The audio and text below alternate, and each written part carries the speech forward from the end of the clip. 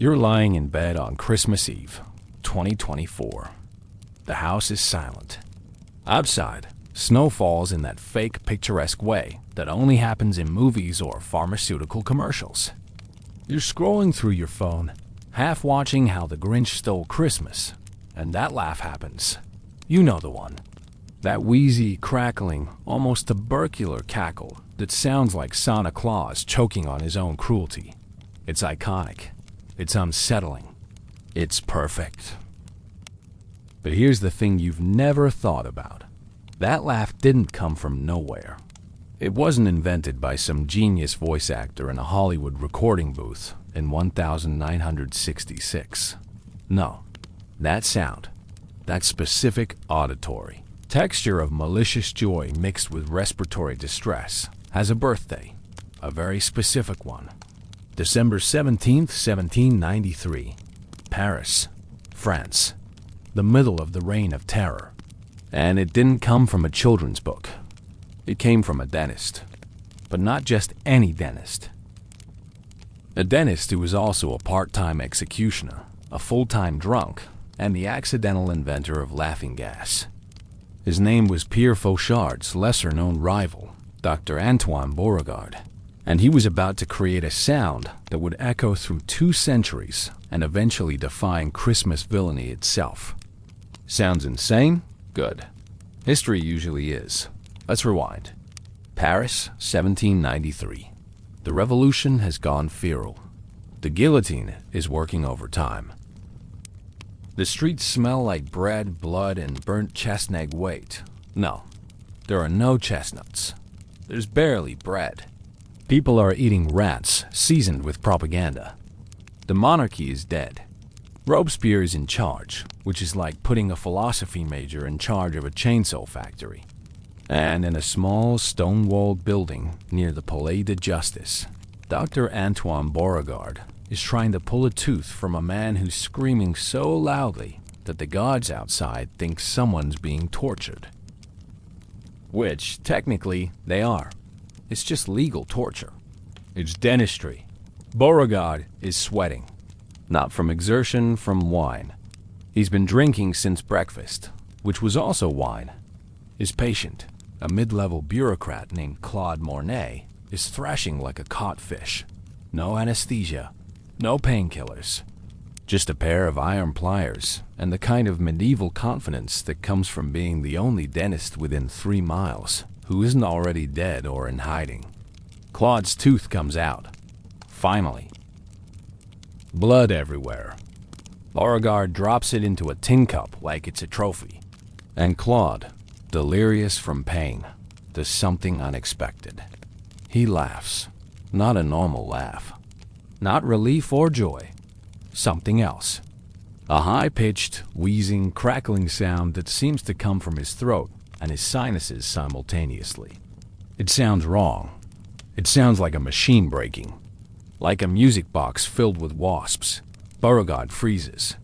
He's heard every kind of scream, every sob, every curse in 3 languages. But this is new. Beauregard mutters, still holding the bloody pliers. Was that?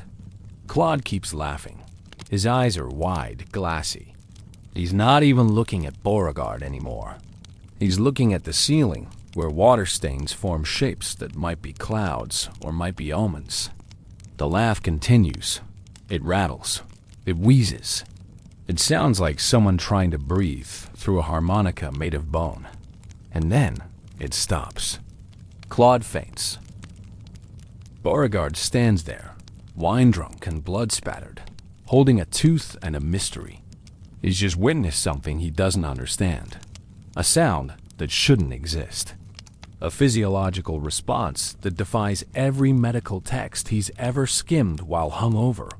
He doesn't know it yet, but he's just heard the blueprint for one of the most recognizable sounds in pop culture history. The Grinch's laugh.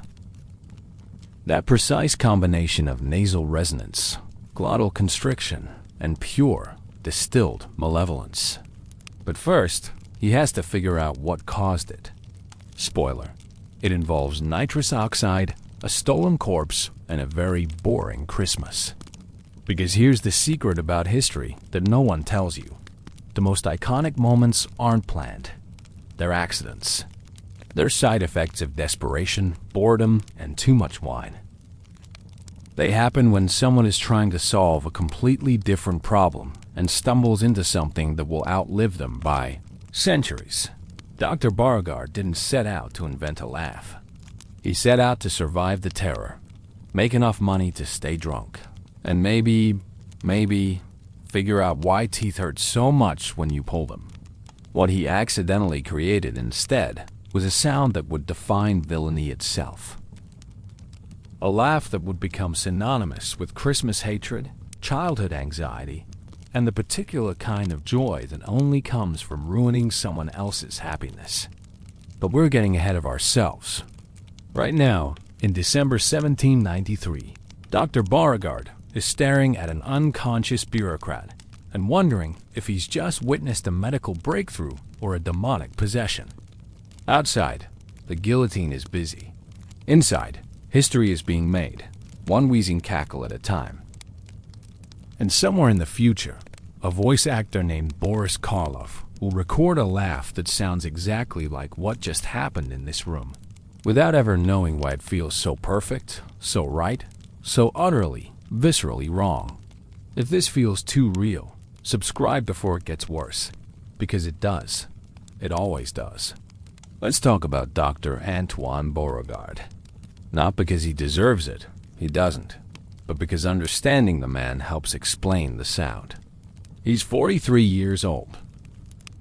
He has a face like a melted candle. His teeth, ironically, are terrible. He smells like wine, garlic, and that specific human musk that comes from not bathing for 6 weeks straight because water is for drinking, not wasting on your skin. He wasn't always a dentist. That's the first thing to know. He started as a theater stagehand, then a butcher's apprentice, then briefly, very briefly, a priest. That lasted 3 weeks before he was caught stealing communion wine. Not for resale. For personal consumption. All of it. He drank an entire barrel meant for a month of services in one weekend. After that, his options narrowed. Dentistry wasn't a profession in 1793. Not really. It was something you fell into when everything else rejected you, like prison, or the sewers, or marriage. But Beauregard had one advantage. He didn't feel pain the way normal people did. Not a superpower. More like nerve damage from a childhood accident involving a horse, a fence, and a very poorly planned game of tag. Half his face had limited sensation, which meant he could test procedures on himself without screaming.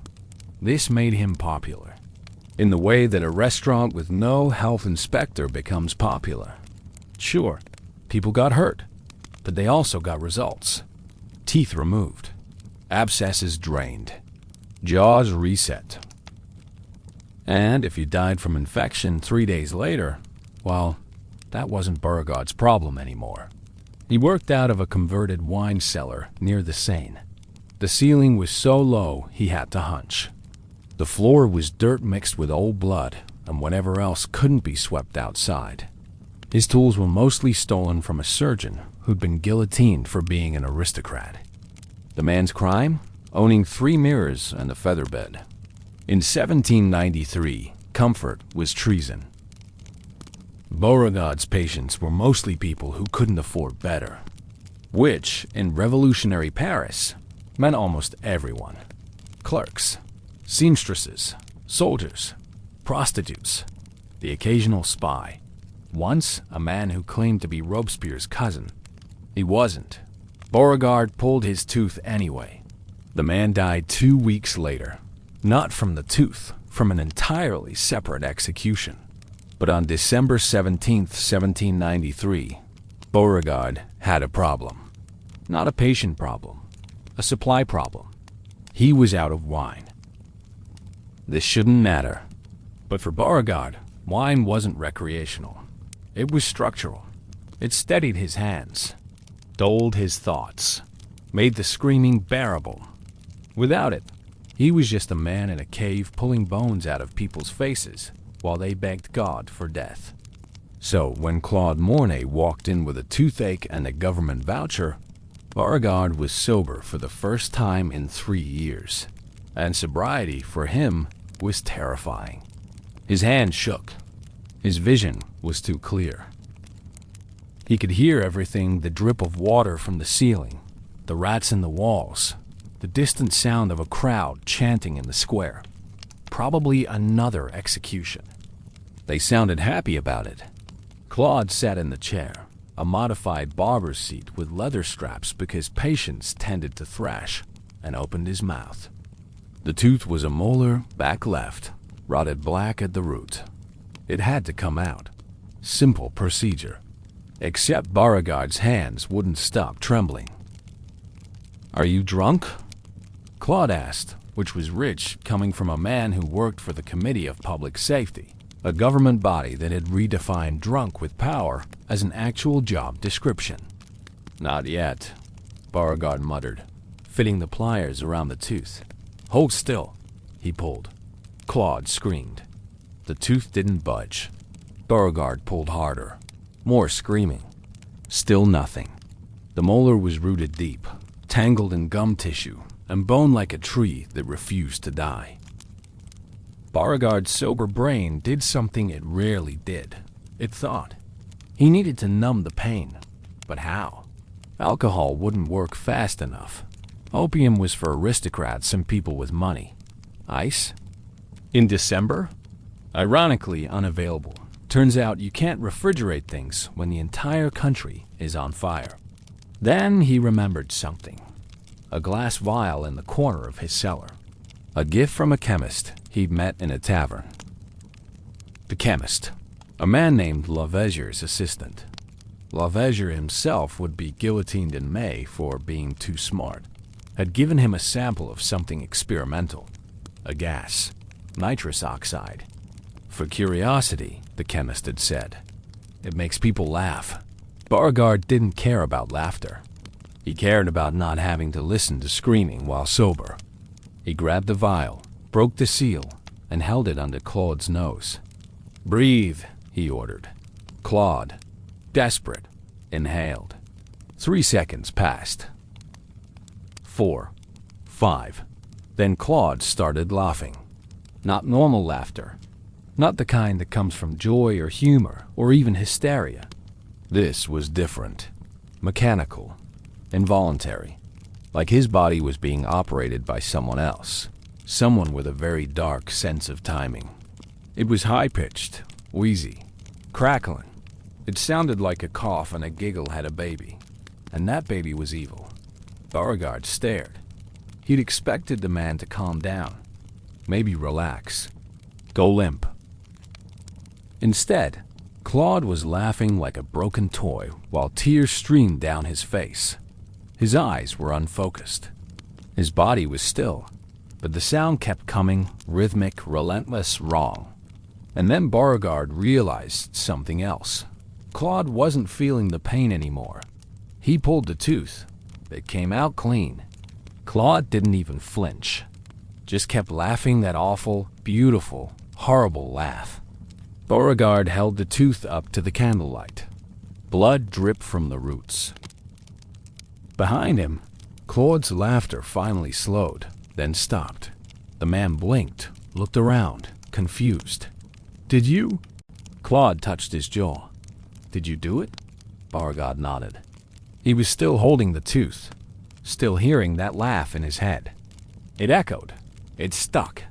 Like a melody you can't shake. Except the melody was made of suffering and nitrogen. "What did you give me?" Claude asked. Beauregard looked at the empty vial. "I have no idea."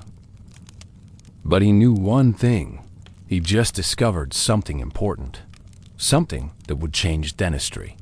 Or at least make it slightly less hellish. He didn't know he'd also just created the Grinch's laugh. That wouldn't matter for another 173 years. Outside, the revolution continued. People died. Others survived. And in a wine cellar in Paris, a drunk dentist held a tooth and wondered if he'd just heard the future.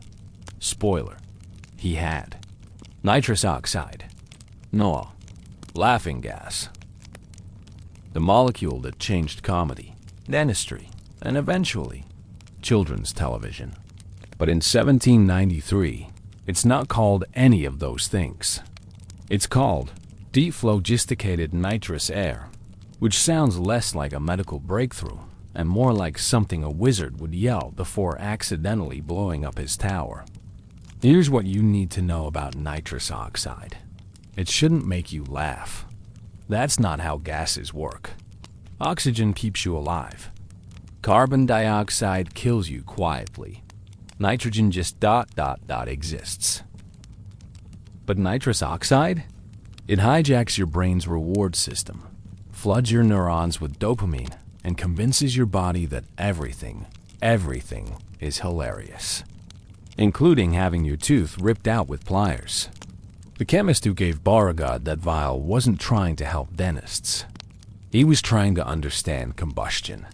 The revolutionary government was obsessed with combustion in 1793. Not for science, for efficiency. They wanted better gunpowder, faster fires, ways to burn things, buildings, people, old regimes more effectively. Nitrous oxide was a byproduct, a curiosity. Something that happened when you heated ammonium nitrate and collected the gas. Most chemists ignored it. But this particular assistant, his name was Jules, and he'd be dead within a year. Drowned in the Seine under suspicious circumstances, noticed something odd. When mice inhaled it, they stopped caring about danger. They'd walk toward cats, toward fire, toward anything with this bizarre, twitching enthusiasm. And sometimes, their little mouse bodies would convulse in ways that looked almost like laughter. Jules thought it was useless. Entertainment at best. He bottled some samples and handed them out at taverns like party favors. Make your friends laugh, he'd say. What he didn't say, it also makes them forget pain. Beauregard had forgotten about the vial until desperation made him remember. Now, standing in his cellar with a bleeding patient and a mystery gas, he had questions. Dangerous questions. The kind that get you either celebrated or executed, depending on who's asking. What if this gas could replace alcohol? What if it could make every surgery bearable? What if, and this is where his wine-soaked brain really started spinning, what if you could use it on people who were dying to make them laugh instead of scream? That last thought felt almost kind. Almost. Until you remember this is 1793. And kindness in Paris is rarer than soap. He needed more of the gas, which meant he needed to find Jules, which meant leaving his cellar and venturing into the streets during the Terror. Bad idea. Terrible idea. But Beauregard was sober, curious, and dangerously close to having a purpose, which is the most lethal combination a man can possess. He found Jules 3 days later in a cafe near the Pantheon. The chemist was drunk, naturally. Everyone was drunk. Sobriety was suspicious. It implied you had something to hide, like hope or independent thought. I need more of that gas, Beauregard said, sitting down without invitation. Jules squinted at him. The mouse gas? It's not for mice. Then what's it for? Teeth. Jules blinked, then laughed. A normal laugh. Not the kind Claude had made. You're using my combustion research ... for teeth. It stops pain. So does a hammer. Not as reliably. They stared at each other. Outside, someone was singing La Marseillaise off-key. A dog barked. A cart rattled past carrying something covered in canvas that was definitely not bread and definitely not something you wanted to think about. Jules leaned back. All right, I'll make more, but I want to see it work first. So they made a deal. Jules would synthesize more nitrous oxide. Beauregard would provide test subjects. And together, they'd figure out if this gas was a medical miracle or just an expensive way to make people giggle while you mutilated them. Test subject number 1. a prostitute named Marie with an abscess the size of a walnut. She agreed because Beauregard offered her bread. Real bread. Not sawdust loaf. Not rat pie. Bread. Jules brought the gas in a leather bladder fitted with a brass nozzle. It looked like something you'd use to inflate a balloon or possibly asphyxiate an enemy of the state. Marie eyed it nervously. "What is that?" "Medicine," Beauregard lead. "Smells like rotten eggs. That means it's working." She inhaled, hesitant at first, then deeper. Her eyes went wide, then soft, then unfocused. And then there it was, the laugh. That same wheezing, crackling, utterly wrong sound that Claude had made. Beauregard and Jules exchanged glances. This wasn't random. This was reproducible, science, or something close enough to count. He lanced the abscess. Pus everywhere. Marie didn't even flinch, just kept laughing, staring at the ceiling like it was the most beautiful thing she'd ever seen. Maybe it was. When you live in revolutionary Paris, a water-stained ceiling is an improvement over daily reality. When the gas wore off, Marie blinked, touched her jaw. "Did you?" "It's done. I didn't feel anything. I know." She left with her bread and a story that would spread through the brothels, the taverns, the markets. The dentist who could pull teeth without pain. The man with the magic gas. The doctor who made you laugh instead of scream. Within a week, Beauregard had a line outside his cellar. Within a month, Jules was synthesizing nitrous oxide full-time, neglecting his combustion research, which would eventually get him killed because the government didn't appreciate employees who prioritized dental care over weapons development. But for a brief, strange moment in history, two men in Paris had stumbled onto something extraordinary. Not a cure. Not even really medicine. Just a way to make horror slightly more bearable. A way to laugh while the world ended. And that laugh, that specific wheezing, crackling sound became familiar. Common. The soundtrack to survival in a city where pain was guaranteed, but relief was negotiable. No one wrote it down. No one thought it was important. It was just the sound people made when the gas worked. The sound of pain transformed into something else. Not joy, not relief. Something between. Something that didn't have a name yet. But it would. Eventually. In 1957, when a children's book author named Dr. Seuss tried to figure out what a creature who hated Christmas would sound like, his brain would reach for something primal, something unsettling, something that sounded like laughter but felt like threat. And without knowing why, he'd describe a laugh that sounded exactly like what happened in a Paris cellar in 1793, when desperate people inhaled experimental gas to survive dental surgery during the Reign of Terror. History is weird like that. Christmas 1793 doesn't exist. Not in France. Not officially. The revolutionary government has banned it. Too Catholic. Too monarchist. Too old. They've replaced it with the Festival of Reason, which is exactly as fun as it sounds.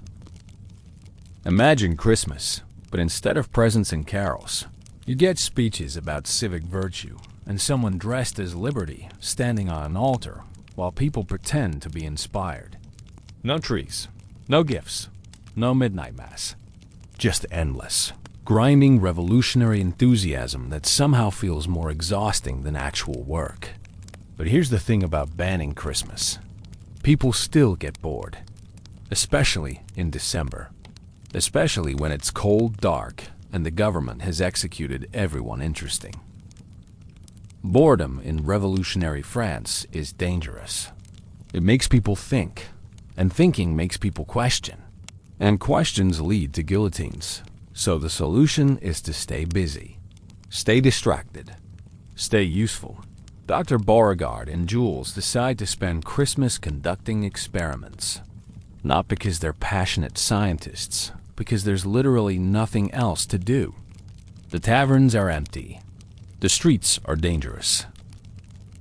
And staying home means sitting alone with your thoughts, which in 1793 means contemplating mortality, starvation, and whether that knock on the door is a neighbor or the secret police. So they work. Jules has synthesized enough nitrous oxide to fill 12 leather bladders. Beauregard has 12 patients scheduled. The plan: document everything: dosage, duration, side effects, and most importantly, that laugh. Because by now, they've realized something. The laugh isn't random. It happens every time. Same pitch, same rhythm, same unsettling quality that makes you want to laugh along even though nothing is funny. They need to understand why. Patient 1. A baker named Francois. Missing 3 teeth already. Needs a 4th removed. Inhales the gas. Laughs. Beauregard pulls the tooth. No pain. Perfect. They write it down. Patient 2. A seamstress named Amelie. Infected gum.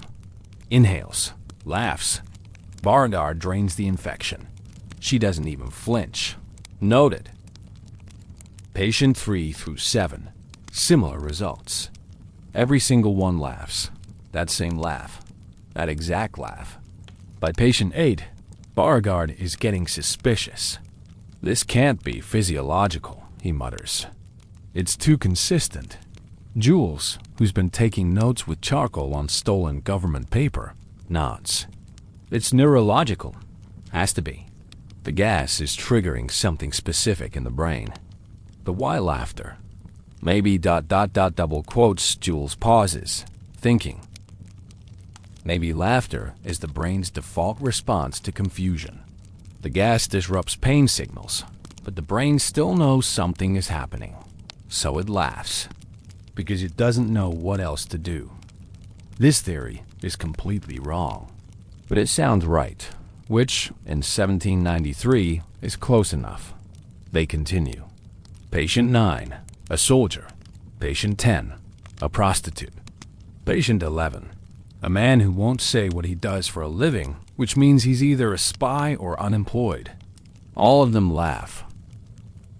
All of them make that sound. By midnight, they've run out of patients.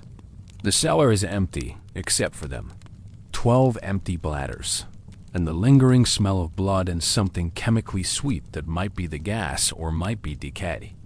Beauregard sits in his patient chair, exhausted. Jules is slumped against the wall, still holding his notes. Outside, the city is silent. No church bells, no carols, no celebration. Just cold, dark December in a country that's past and hasn't figured out its future yet. This should feel like Christmas, Beauregard says suddenly. Jules looks at him. Why? Because we just gave people relief, took away their pain, made them laugh. That's what Christmas is supposed to be, right? Joy, relief, the end of suffering? Jules snorts. That's not Christmas. That's propaganda. Maybe, but still. They sit in silence. Then Jules says, "You want to try it?" Try what? The gas. See what we've been giving them? Beauregard hesitates. He's pulled teeth on others under the gas, but he's never used it himself. Professional distance, or cowardice. Hard to say which. But it's Christmas. Officially banned, but still. And he's sober, which feels wrong for the holiday. And he's curious. Dangerously curious. All right, he says. But you go first. Jules grins. He fills one of the bladders, brings it to his face, and inhales. Deep. The gas fills his lungs, enters his bloodstream, crosses the blood-brain barrier, and floods his neurons with dopamine. For 5 seconds, nothing happens. Then Jules starts laughing. That laugh. The exact one. High-pitched, wheezy, wrong. His eyes go wide, then soft, then completely empty of anything resembling conscious thought. He's somewhere else.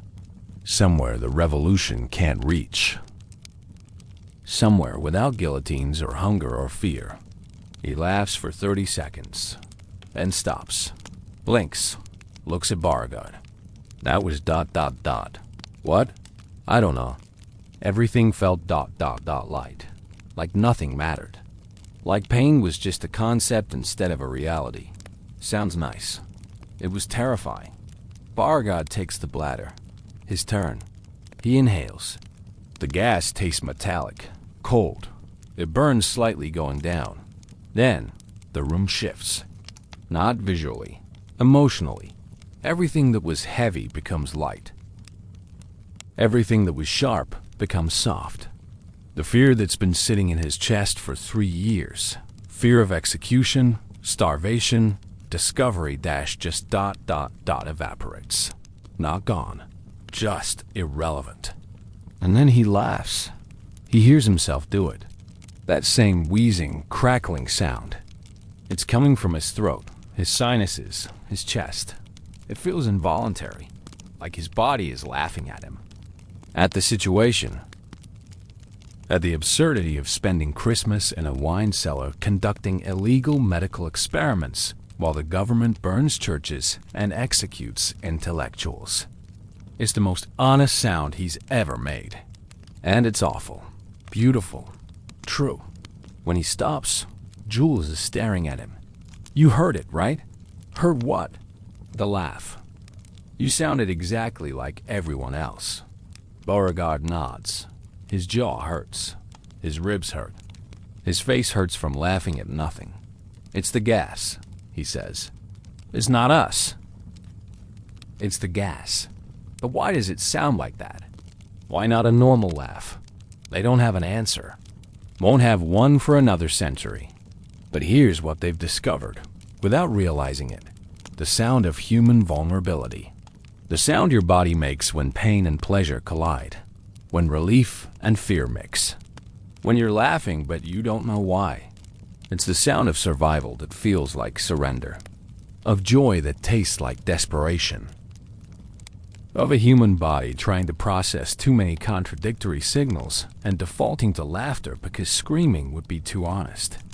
And it's the exact sound that 164 years later, Boris Karloff will make when Dr. Seuss asks him to voice a creature who hates Christmas but secretly, desperately, wants to feel something. Because that's what the Grinch is, fundamentally. Someone trapped between pain and pleasure, cruelty and kindness, isolation and belonging. Someone whose laugh sounds wrong because everything about him is slightly, perfectly wrong. The laugh was invented on a boring Christmas by 2 men who were trying to make suffering bearable. They succeeded, but they also created something else. A sound that would define villainy. A laugh that would become synonymous with someone who should feel joy, but doesn't know how. Outside the cellar, Paris sleeps, or pretends to. The revolution continues. People die. Others survive. And in the silence, if you listen carefully, you can hear something that sounds like laughter but isn't. Not quite. It's the sound of Christmas in 1793. Banned but persistent. Dead but refusing to disappear. Wrong but somehow, impossibly, right? January 1794. 3 weeks after their Christmas experiment. Jules is dead. Not from the gas. From being good at his job. The Committee of Public Safety decided they needed his combustion research after all. Needed it urgently. Needed it for something involving Austrian troops and a new type of artillery shell that Jules had been neglecting because he was too busy making dentists happy. They gave him 24 hours to deliver results. He couldn't. They gave him a trial that lasted 6 minutes. Then a cart ride that lasted 20. Then a blade that lasted less than a second. Beauregard hears about it from a patient. A woman having a molar removed. She mentions it casually, the way you mention weather. Did you hear about that chemist? The one near the Pantheon? Guillotined yesterday. Something about treason. They said he was wasting government resources on frivolous experiments. Beauregard's hands stop moving. The pliers freeze mid-pull. The woman doesn't notice. She's under the gas. Laughing. That laugh. The one Jules helped him perfect. He finishes the extraction mechanically. The woman leaves, still giggling slightly. Beauregard sits in his chair and stares at the leather bladders hanging on the wall. 12 of them. Jules' legacy. His final contribution to medical science before the Republic decided. His head would be more useful as a warning than his brain would be as a resource. This is how progress dies in 1793. Not from failure, from success in the wrong direction. Beauregard has a choice now. Stop using the gas. Destroy the bladders. Forget the research. Stay safe or continue. Refine the process. Maybe even publish his findings. Though publishing anything in revolutionary France is like signing your own death warrant in fancy handwriting. He chooses wrong. He always does. He begins documenting everything, not for publication, for survival. He writes down dosages, effects, durations. He notes that the laugh happens consistently at the 15-second mark after inhalation, that it lasts approximately 30 to 45 seconds, that it sounds identical across age, gender, class. Everyone laughs the same way under nitrous oxide. He experiments with variations. Higher concentrations produce longer laughs. Lower concentrations produce giggles.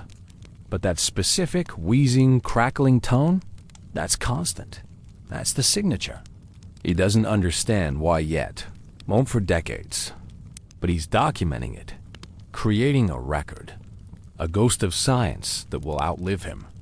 Meanwhile, the terror intensifies. The guillotine's daily count goes from 5 to 10 to 20.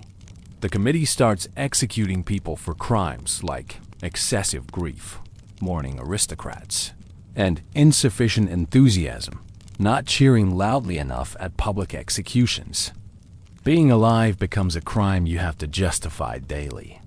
Beauregard's cellar becomes a refuge, not from violence, from meaning. In a city where everything is political, where every word and gesture is scrutinized for loyalty, pain is refreshingly apolitical.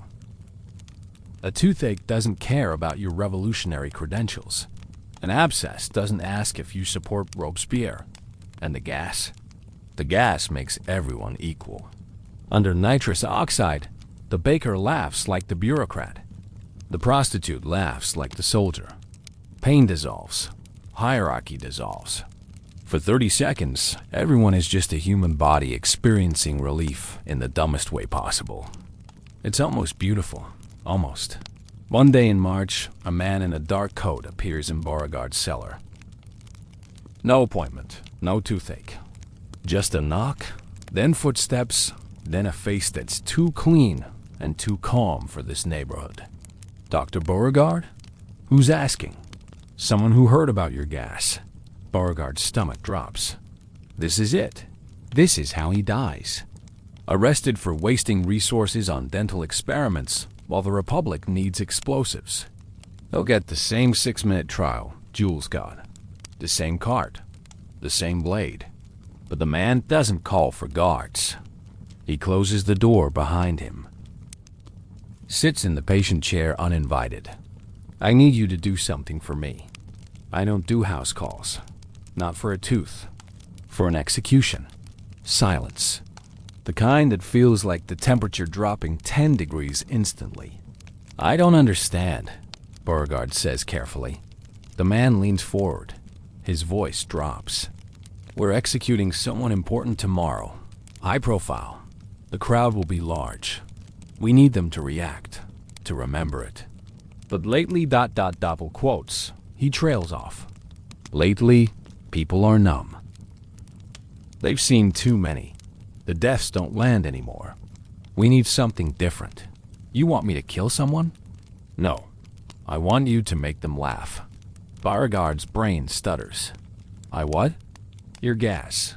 The one that makes people laugh. We want to use it. Give it to the prisoner before the execution. Make them laugh on the platform. It'll be memorable. Strange. People will talk about it for weeks.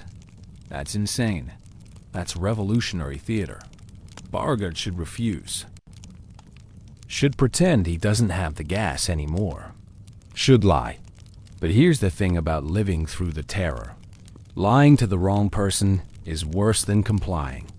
And this man has the kind of calm that comes from having the power to turn you into tomorrow's entertainment. Who's the prisoner? Beauregard asks.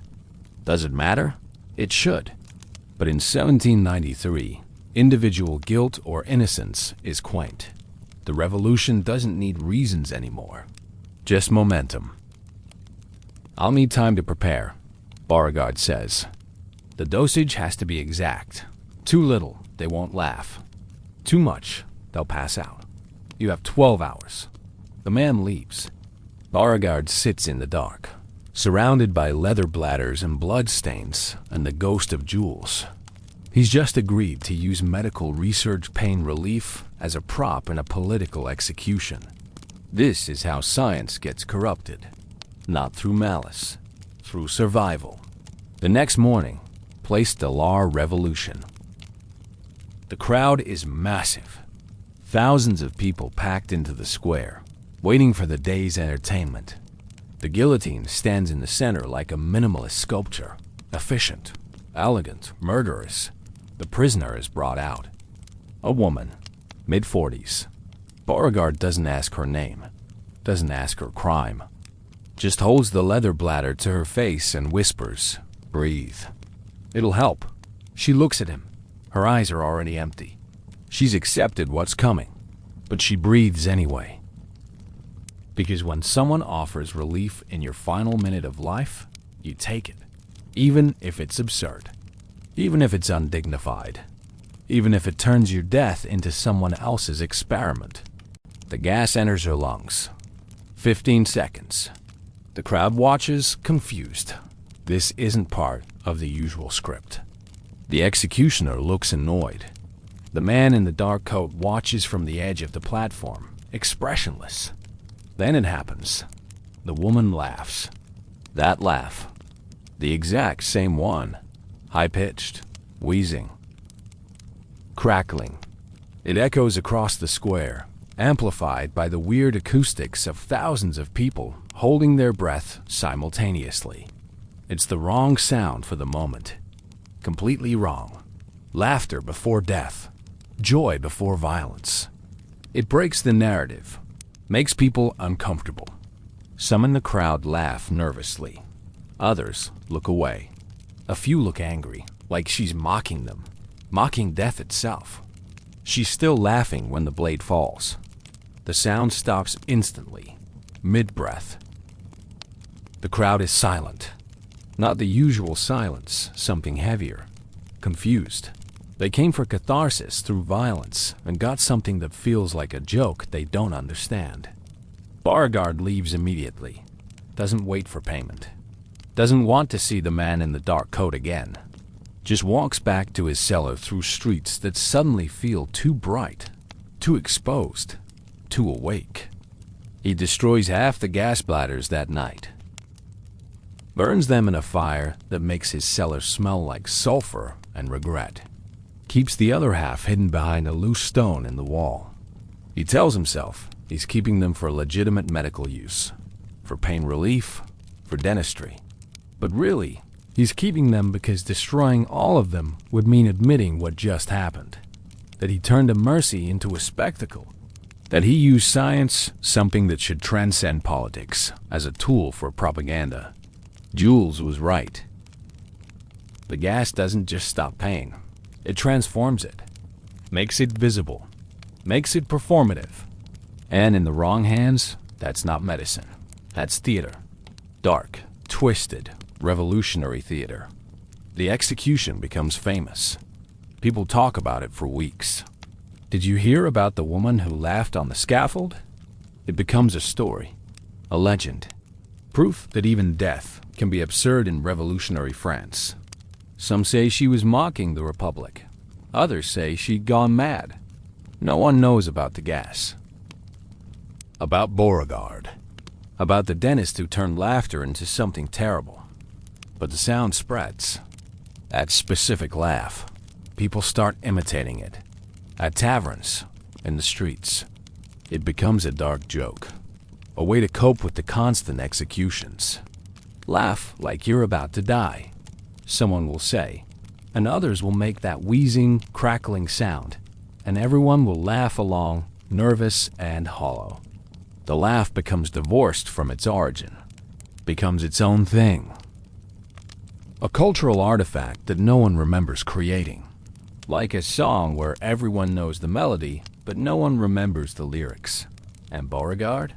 He keeps working, keeps pulling teeth, keeps using the gas when he has it, keeps using wine when he doesn't. He never tells anyone about the execution, about his role in turning death into performance art. It becomes another ghost in his cellar, alongside Jules and all the other people he couldn't save. By summer, Robespierre himself is executed. The terror ends, not because people develop morals, because they got tired, exhausted. You can only sustain that level of violence for so long before it becomes boring, before the guillotine becomes background noise and you start craving something else, anything else, even normalcy. Beauregard survives, not through skill or virtue, through irrelevance. He's just a drunk dentist in a cellar, too insignificant to execute, too useful to ban.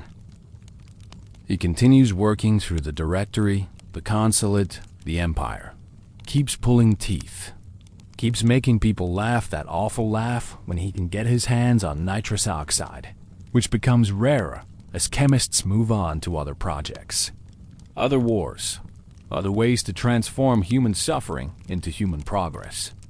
He dies in 1804, alone in his cellar.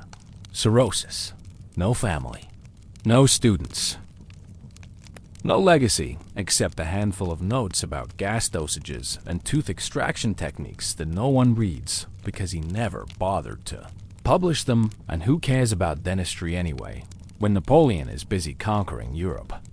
His notes are thrown away when his cellar is rented to a cheesemaker. The last bladders of nitrous oxide deflate and disappear. The secret of the laugh dies with him, except it doesn't. Not really, because sounds don't die. They echo. They hide in cultural memory. They get passed down through stories and imitations and dark jokes that no one remembers the origin of. That specific laugh, the wheezing, crackling, wrong sound of nitrous oxide hitting human neurology, survives. Not as science, as culture.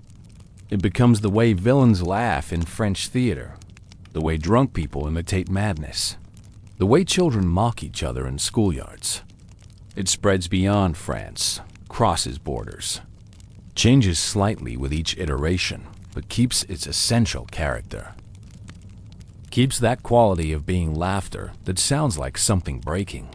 By the time it reaches America in the late 1800s, no one knows it originated in a revolutionary Paris wine cellar. It's just that creepy laugh, the one that sounds wrong, the one perfect for villains and monsters and creatures that exist between human and something else. And in 1957, when Dr. Seuss sits down to write about a creature who hates Christmas, his brain reaches for that sound, not consciously. He doesn't know about Beauregard or Jules or the execution. He just knows, instinctively, what malevolent laughter sounds like. Because culture knows. Even when individuals forget, culture remembers. The laugh survived because it's perfect. Because it captures something true about the intersection of pain and pleasure, relief and horror, laughter and death. The Grinch's laugh was invented in 1793 by a drunk dentist trying to survive the terror. He didn't mean to create something immortal. He was just trying to make suffering bearable. And in doing so, he accidentally created the sonic signature of villainy itself. History is weird like that. The most important inventions are accidents. The most enduring sounds are mistakes. And sometimes, the thing that defines Christmas evil for millions of children was born on a boring Christmas in Paris, when there was no Christmas and everyone was too scared to celebrate anyway. 16 years after Beauregard's death. Paris has forgotten the terror the way you forget a nightmare, not completely, but enough to function. The blood is washed from the streets. The guillotine is still there, but used sparingly now. Reserved for actual criminals instead of people who own too many books. Napoleon is emperor. France is glorious again. Officially, everyone is required to believe this.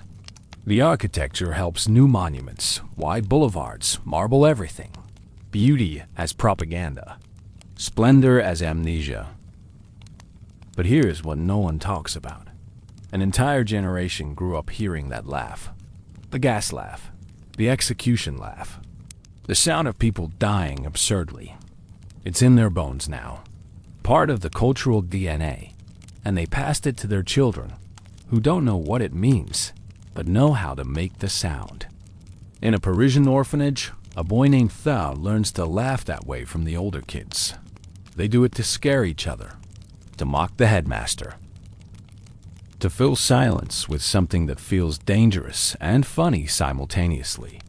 Thao doesn't know he's imitating something invented by a dead drunk dentist.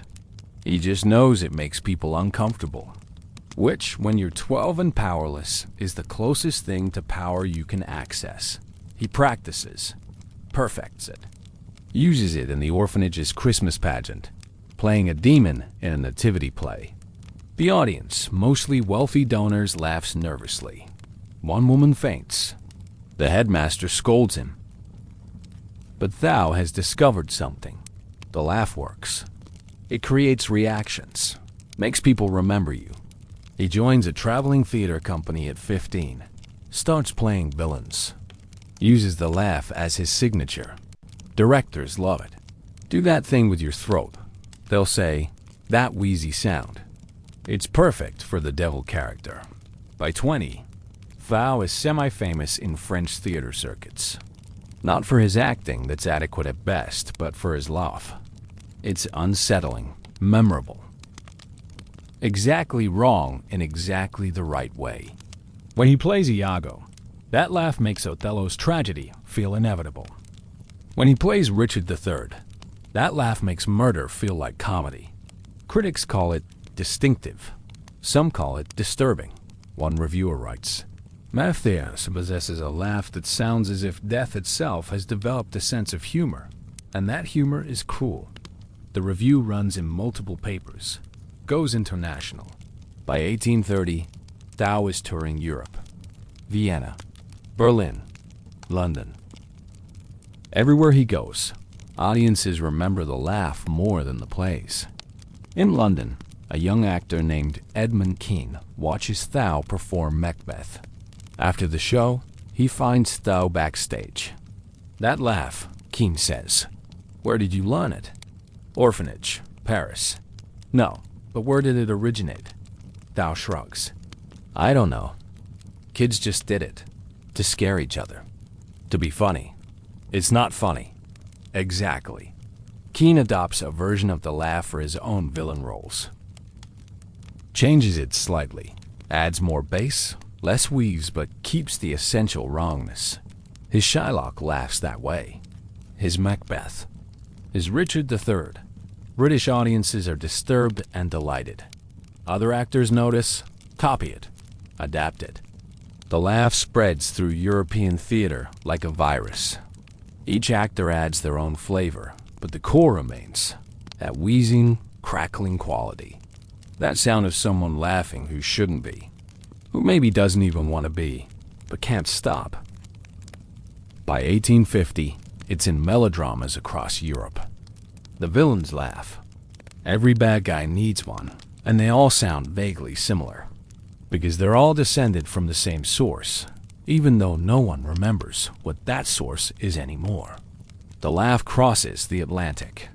American theater companies import European plays, European actors, European techniques. The laugh comes with them, gets adapted for American audiences, made broader, louder, more theatrical. In New York, in Boston, in Charleston, Villains laugh that wheezy, wrong laugh. It becomes shorthand. The audience hears it and knows. This is the bad guy.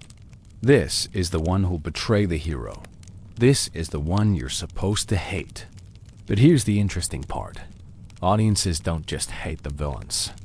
They're fascinated by them, because the laugh makes them interesting. It gives them personality, makes them memorable in a way heroic characters rarely are. Villains become popular. More popular than heroes sometimes. People leave the theater humming the villain's laugh, imitating it for their friends. It becomes a party trick, a way to entertain children. Do the evil laugh, they'll say, and someone will make that sound, and everyone will laugh along, not knowing they're participating in a century-old chain of cultural transmission that started with a dentist trying to make pain bearable. The laugh becomes divorced from pain entirely, becomes pure performance, pure villainy. It no longer means I'm relieved or I'm confused.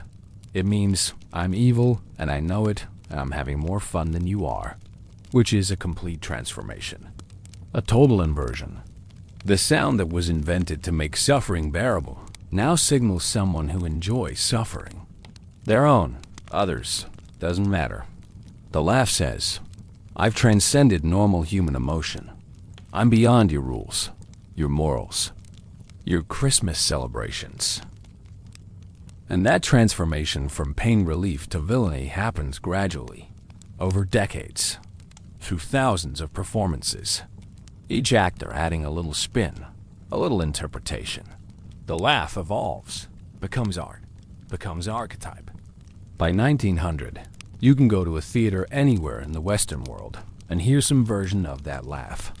It's in Shakespeare, in Molière, in original melodramas and operettas and vaudeville acts. It's ubiquitous, universal, and completely separated from its origin. No one remembers Beauregard. No one remembers Jules. No one remembers the woman who laughed on the scaffold. Those people are dead. Their stories are lost. But their laugh? Their laugh is immortal. It's in every villain, every pantomime bad guy, every theatrical monster. It's the sound of evil having a good time.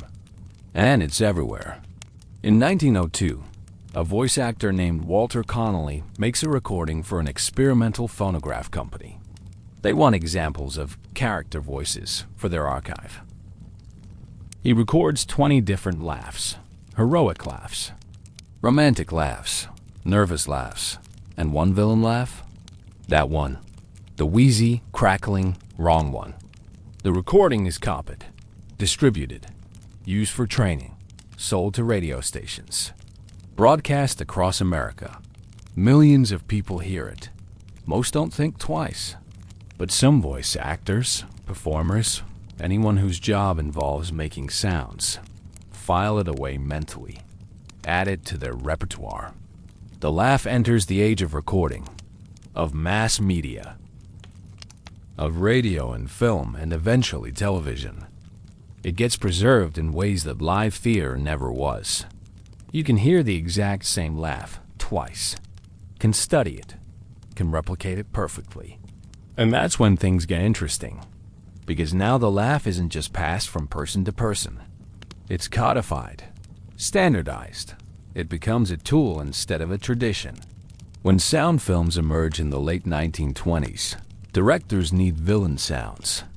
They go to voice actors who've studied theater, who've learned the laugh from older actors, who learned it from even older actors in an unbroken chain going back to Thou, going back to the orphanage, going back to the streets of revolutionary Paris, where people imitated execution sounds as a coping mechanism. The laugh becomes mechanical, repeatable, perfectible. You can do multiple takes, can edit, can layer, can make it louder, quieter, longer, shorter. The technology transforms it from a human sound into something that can be engineered. In 1936, an animator at Disney hears that laugh from a veteran voice actor, files it away, uses a version of it for a wicked queen in Snow White.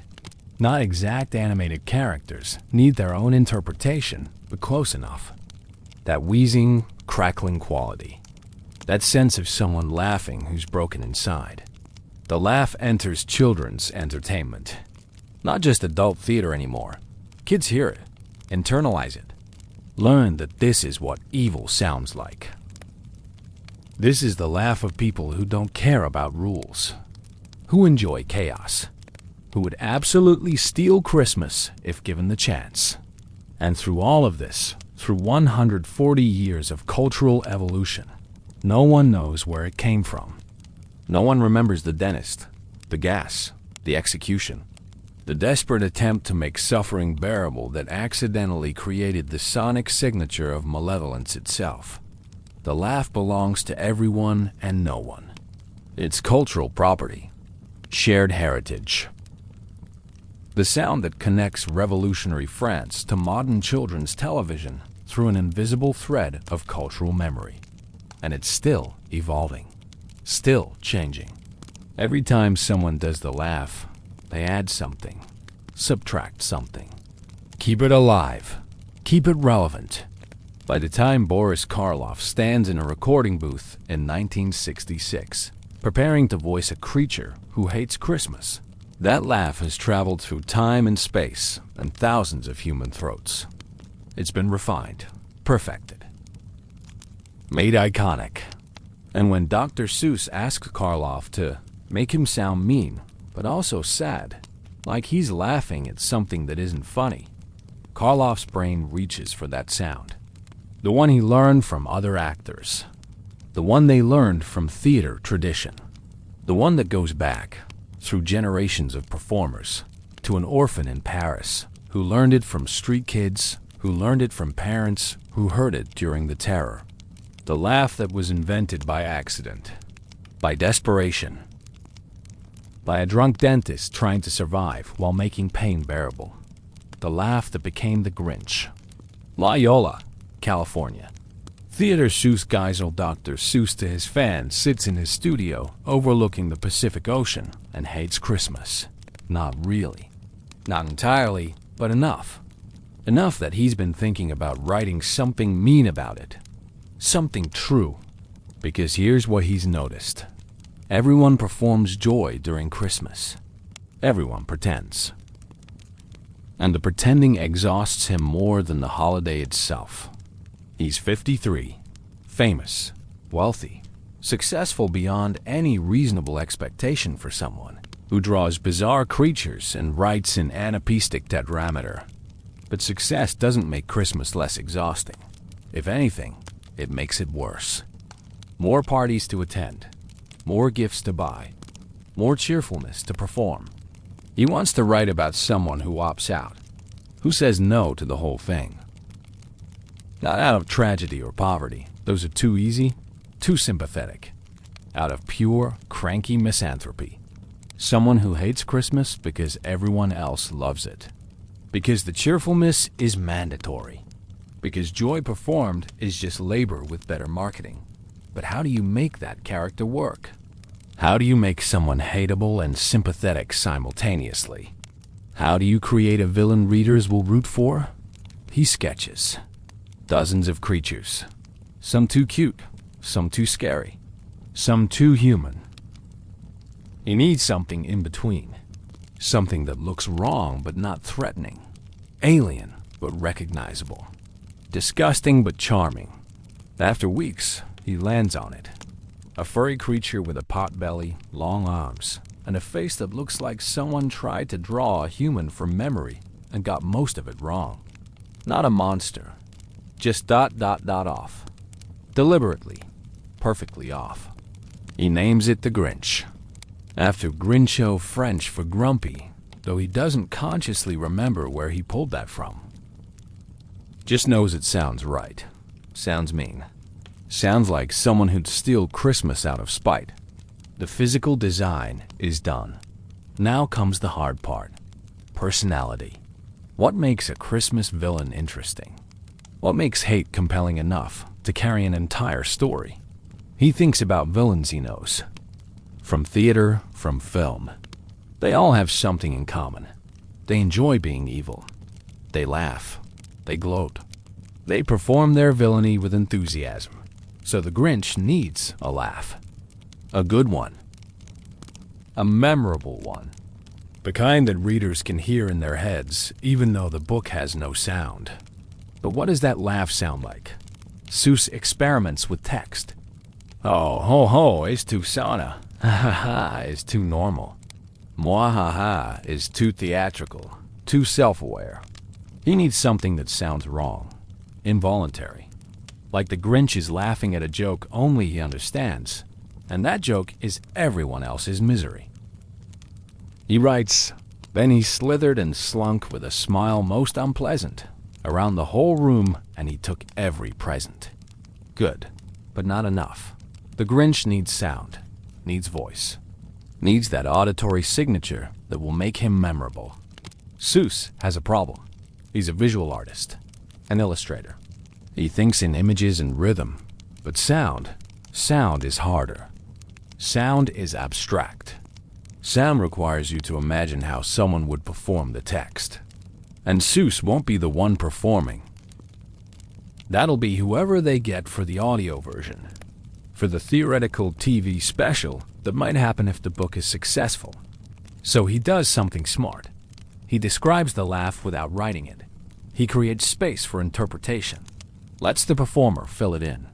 He writes about the Grinch's awful idea, about his grin, about how his heart grew 3 sizes that day. But the laugh itself, that stays implicit, suggested. You can feel it in the rhythm of the text, in the mean-spirited glee of the actions, but it's not spelled out. This is genius, because it means the laugh can evolve, can adapt, can become whatever the performer makes it. The book is published in October 1957. Reviews are mixed. Some critics love it. Others think it's too dark, too cynical, not Christmas-y enough. But readers get it, kids especially. They understand the Grinch immediately, because every kid has felt like an outsider, has hated something everyone else loves, has wanted to ruin something out of pure spite. The book sells well, not phenomenally, but steadily. It becomes a Christmas staple. And everyone who reads it imagines the Grinches laugh differently. Some hear something high-pitched, others hear bass. Some imagine silence, just visual meanness. Others imagine full villain cackles. The laugh exists in potential, in imagination space, waiting for someone to make it real. 9 years pass. The book is now a modern classic. CBS approaches Seuss about making a TV special, animation, celebrity narrator, Christmas Eve broadcast, prime time, massive audience. Seuss agrees, but he has conditions. He'll write the script. He'll approve the design, and he'll choose the narrator. Choosing the narrator is crucial. This person will define the Grinch's voice. We'll take Seuss's text and turn it into sound. We'll create the laugh that millions of children will hear and internalize and remember for the rest of their lives. Seuss considers dozens of actors. Needs someone with authority, gravitas, but also warmth. Because the Grinch isn't just mean, he's redeemed. He needs to be able to sound cruel and kind, often in the same sentence. He chooses Boris Karloff. Yes, that Boris Karloff, Frankenstein's monster. The guy who defined cinematic horror in the 1930s. Who terrified audiences just by walking slowly toward the camera. Who made monsters sympathetic by making them sad. Perfect choice. Brilliant choice. Because Karloff understands something fundamental. Villains aren't interesting when they're purely evil. They're interesting when they're tragic. When you can see the human under the horror. Karloff signs on. Gets the script, reads it, understands immediately what Seuss is doing. This isn't just a kid's story. It's about alienation. About choosing cruelty because vulnerability is too painful. About building walls and calling them principles. But he has a question, a crucial one. He calls Seuss. How does the Grinch laugh? Seuss pauses. He's written the book. He's imagined the laugh 1,000 times, but he's never heard it. Not really. Mean, he says finally, but also ... sad. Like he's laughing at something that isn't funny. Like he doesn't know how to laugh properly. Exactly. Karloff gets it. He spent decades playing monsters. He knows what they sound like, how they move, how they exist in the space between human and other. He starts practicing, alone in his home, trying different laughs, different combinations of pitch and rhythm and texture. Some are too theatrical, too self-aware. He needs something that sounds involuntary, broken, wrong. And then he remembers something, a theater trick from decades ago, from his early days performing in London. There was an actor older, trained in French theater, who did this specific laugh for villain roles. It was unsettling, wheezy, had this crackling quality, like something rusty moving. Karloff tries to recreate it, adds his own interpretation, makes it lower, older, more tired, because the Grinch isn't young. He's been alone for years. His laugh should sound like loneliness, like someone who's forgotten how joy works. He practices for weeks, records himself, listens back, adjusts. It needs to be mean but not scary, funny but not silly, sad but not pathetic. By the time recording day arrives, he's got it. The laugh lives somewhere in his chest and throat. It rattles, it wheezes slightly. It sounds exactly right. October 1966, MGM Studios. A recording booth with foam walls and expensive microphones and absolutely no natural light. Boris Karloff stands in the center wearing headphones that make him look like an elderly radio operator receiving messages from another dimension. He's 79 years old. His voice is aged into something magnificent, deep, textured, capable of infinite sadness. He's recorded hundreds of roles. Monsters and kings and narrators and villains. This should be routine, but it's not, because this time, he's voicing something that matters. A character that will define Christmas for millions of children. A role that might outlive every horror film he's ever made. No pressure. The director, Chuck Jones, legendary animator, Looney Tunes veteran, perfectionist, sits in the control booth watching. Next to him, Dr. Seuss. They're both nervous. They've spent a year on this project. The animation is done. The music is recorded. Everything hinges on Karloff's performance. If the voice is wrong, the whole thing collapses. The Grinch becomes just another cartoon villain. Forgettable. Disposable. Waste of prime time on Christmas Eve. Ready when you are, Boris, Jones says through the intercom. Karloff nods, clears his throat, becomes the Grinch.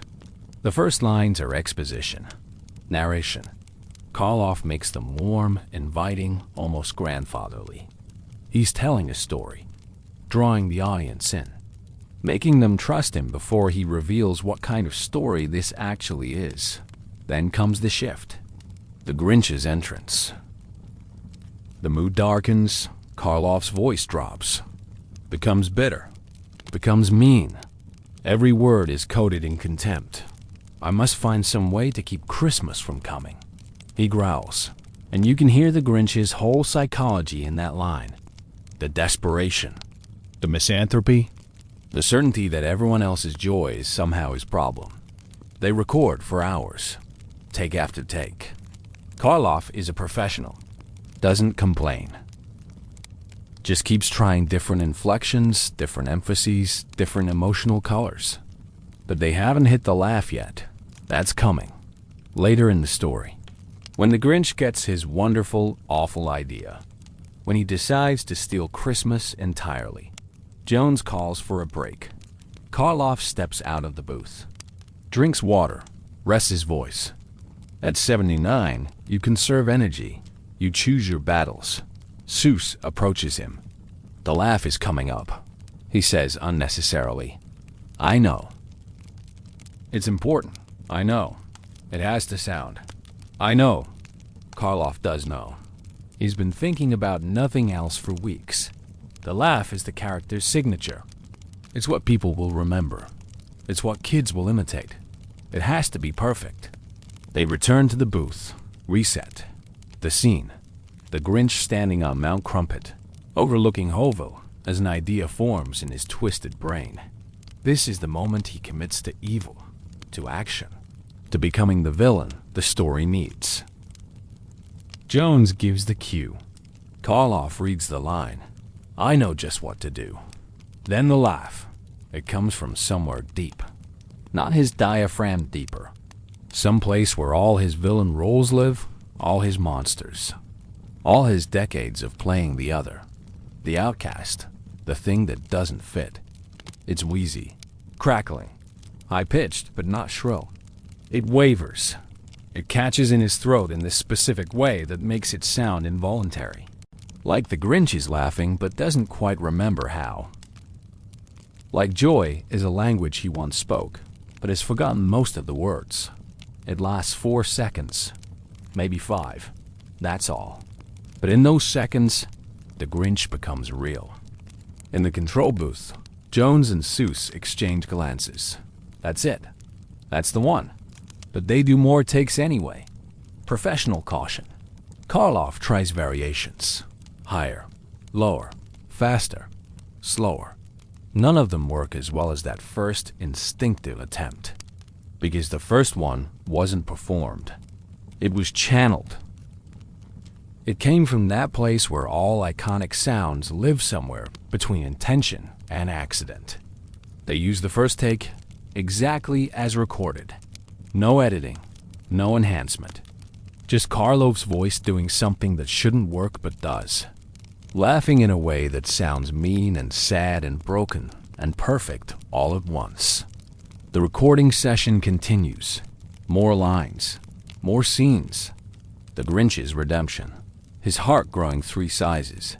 Karloff makes it believable by making it small. He doesn't oversell the transformation. Just lets the meanness drain away slowly, reluctantly, like he's giving up something he needed. When they finish, it's dark outside. Karloff removes the headphones. His voice is tired. He's performed for 6 hours straight. How was it? He asks. Perfect, Jones says. Seuss just nods, because sometimes perfect doesn't need elaboration. The special airs December 18th, 1966, 8 p.m. CBS. An estimated 15 million people watch. Families gathered around television sets. Kids on the floor. Parents on couches. Everyone watching this weird, dark, surprisingly sophisticated cartoon about a creature who hates Christmas. And when the Grinch laughs, when that wheezy, crackling, wrong sound comes out of television speakers across America, something clicks. Kids laugh along. Parents feel vaguely unsettled. But everyone remembers it, because the laugh is what great character sounds do. It creates instant recognition.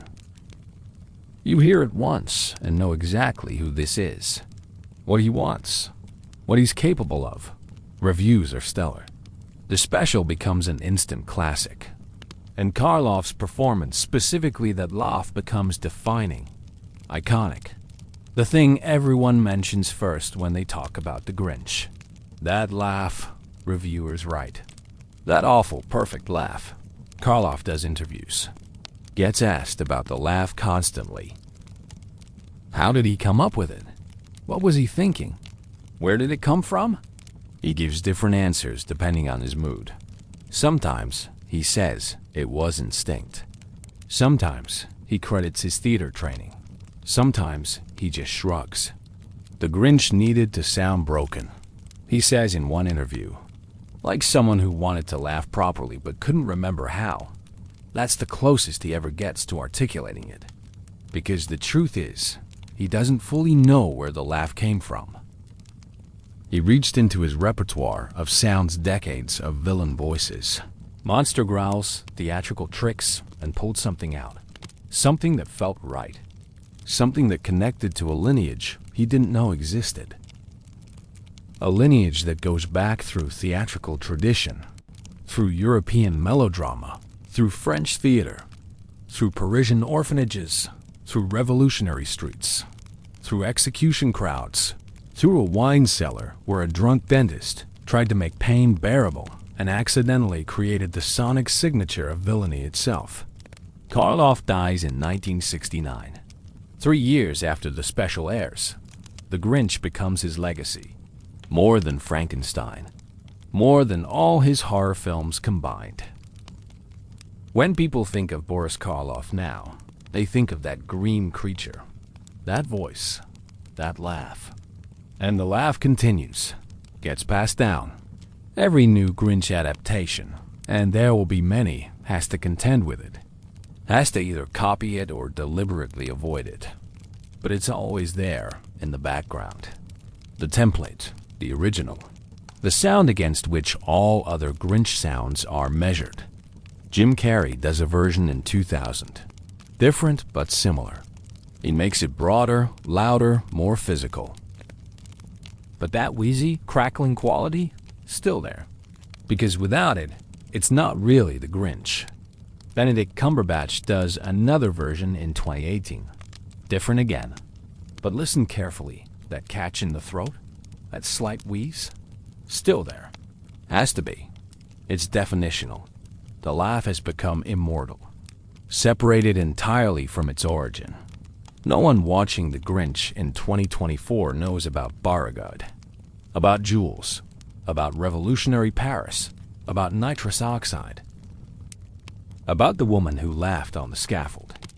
But they're all in there, all those ghosts, all that history, compressed into 4 seconds of Boris Karloff making a sound that shouldn't exist but does, because that's how culture works.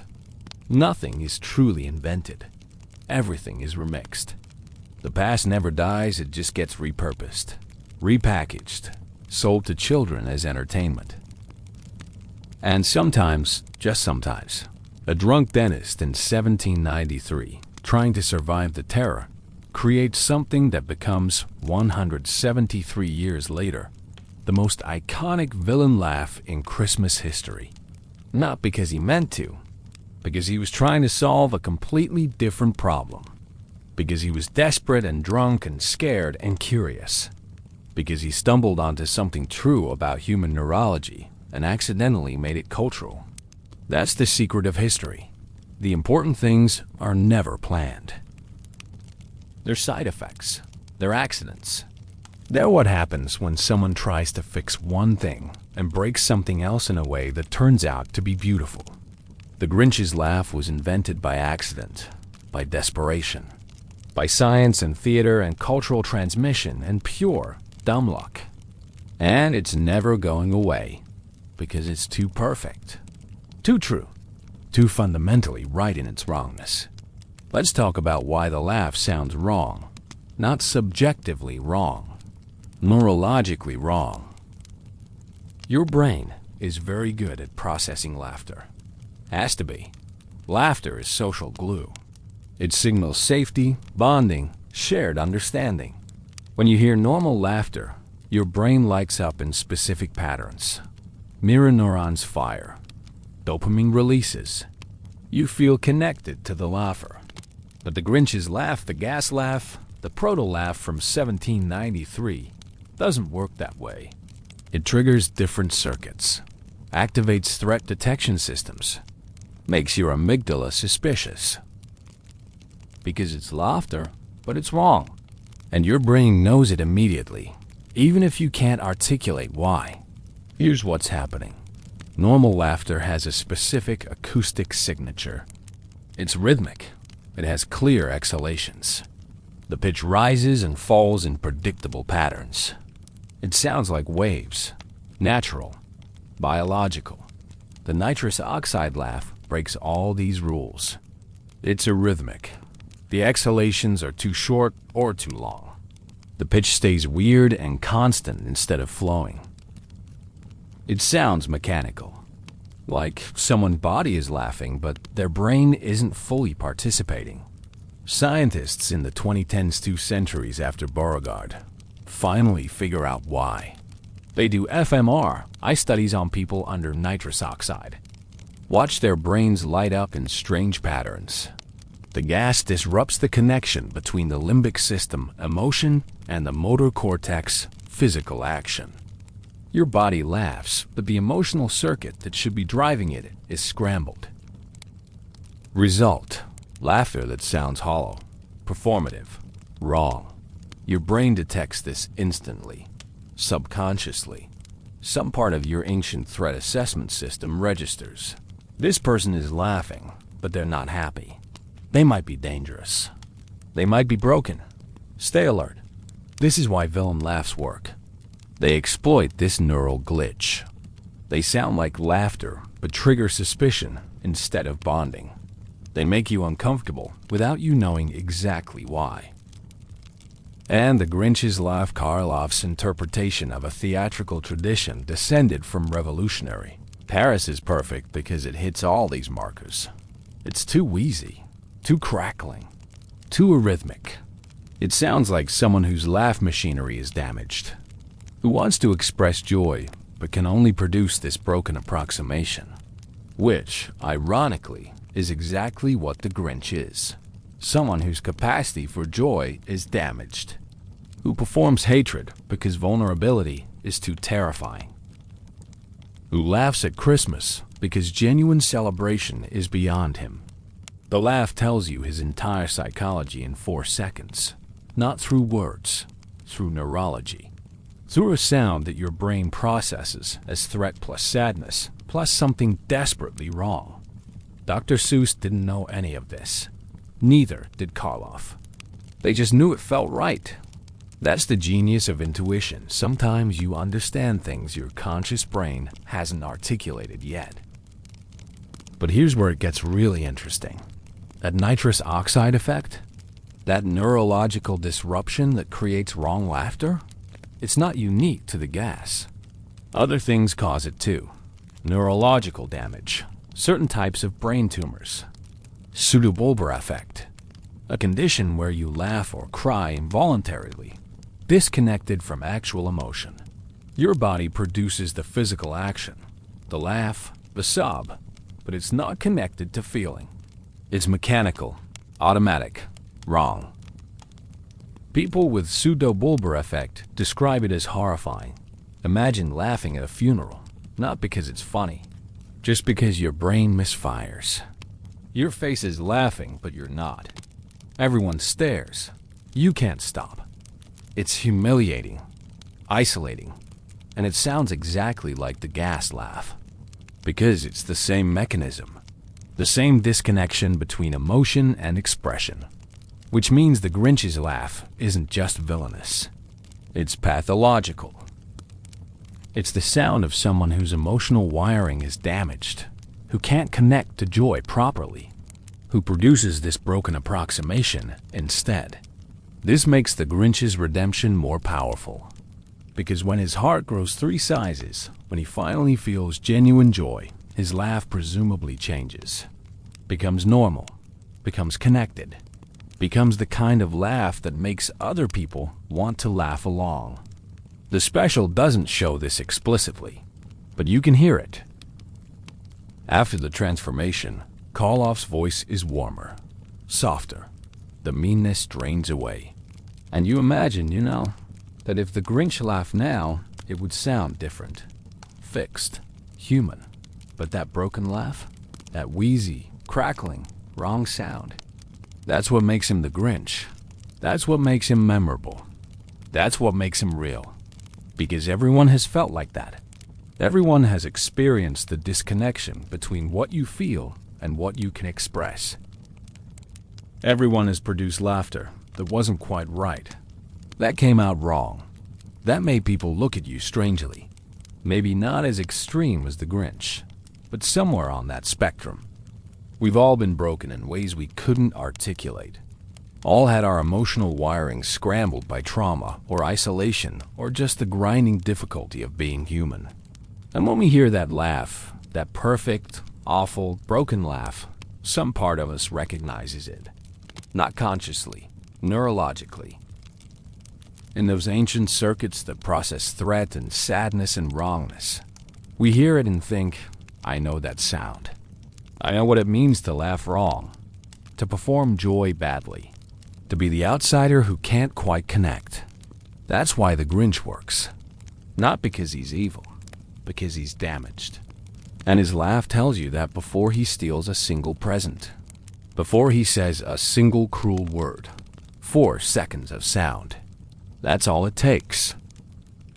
4 seconds of neurologically wrong laughter, and you understand everything about him. In 1793, Beauregard was trying to fix pain. Instead, he created a sound that communicates damage. That broadcasts isolation. That says, something is broken here, and I don't know how to fix it. So I'll perform this awful approximation of joy and hope you don't notice. He didn't mean to create villain laughter. He created suffering laughter. The sound of someone trying to be human but not quite managing it. The sound of relief that's indistinguishable from despair. And 173 years later, that became the Grinch. Because villains aren't interesting when they're purely evil. They're interesting when they're suffering. When their cruelty is clearly a defense mechanism. When you can hear the damage in their laugh. Modern neuroscience confirms what audiences intuited immediately. That laugh sounds wrong because it is wrong. It's a biological error. A glitch in the system. A sound that shouldn't exist but does. Because brains are complicated and breakable. And sometimes they produce outputs that don't match their inputs. The Grinch's laugh is the sound of input-output mismatch. Of emotion disconnected from expression. Of someone whose capacity for joy is so damaged that their laughter sounds like machinery breaking. And once you hear it, really hear it, understand it, you can't unhear it. It's in your brain now. Part of your catalog of human sounds.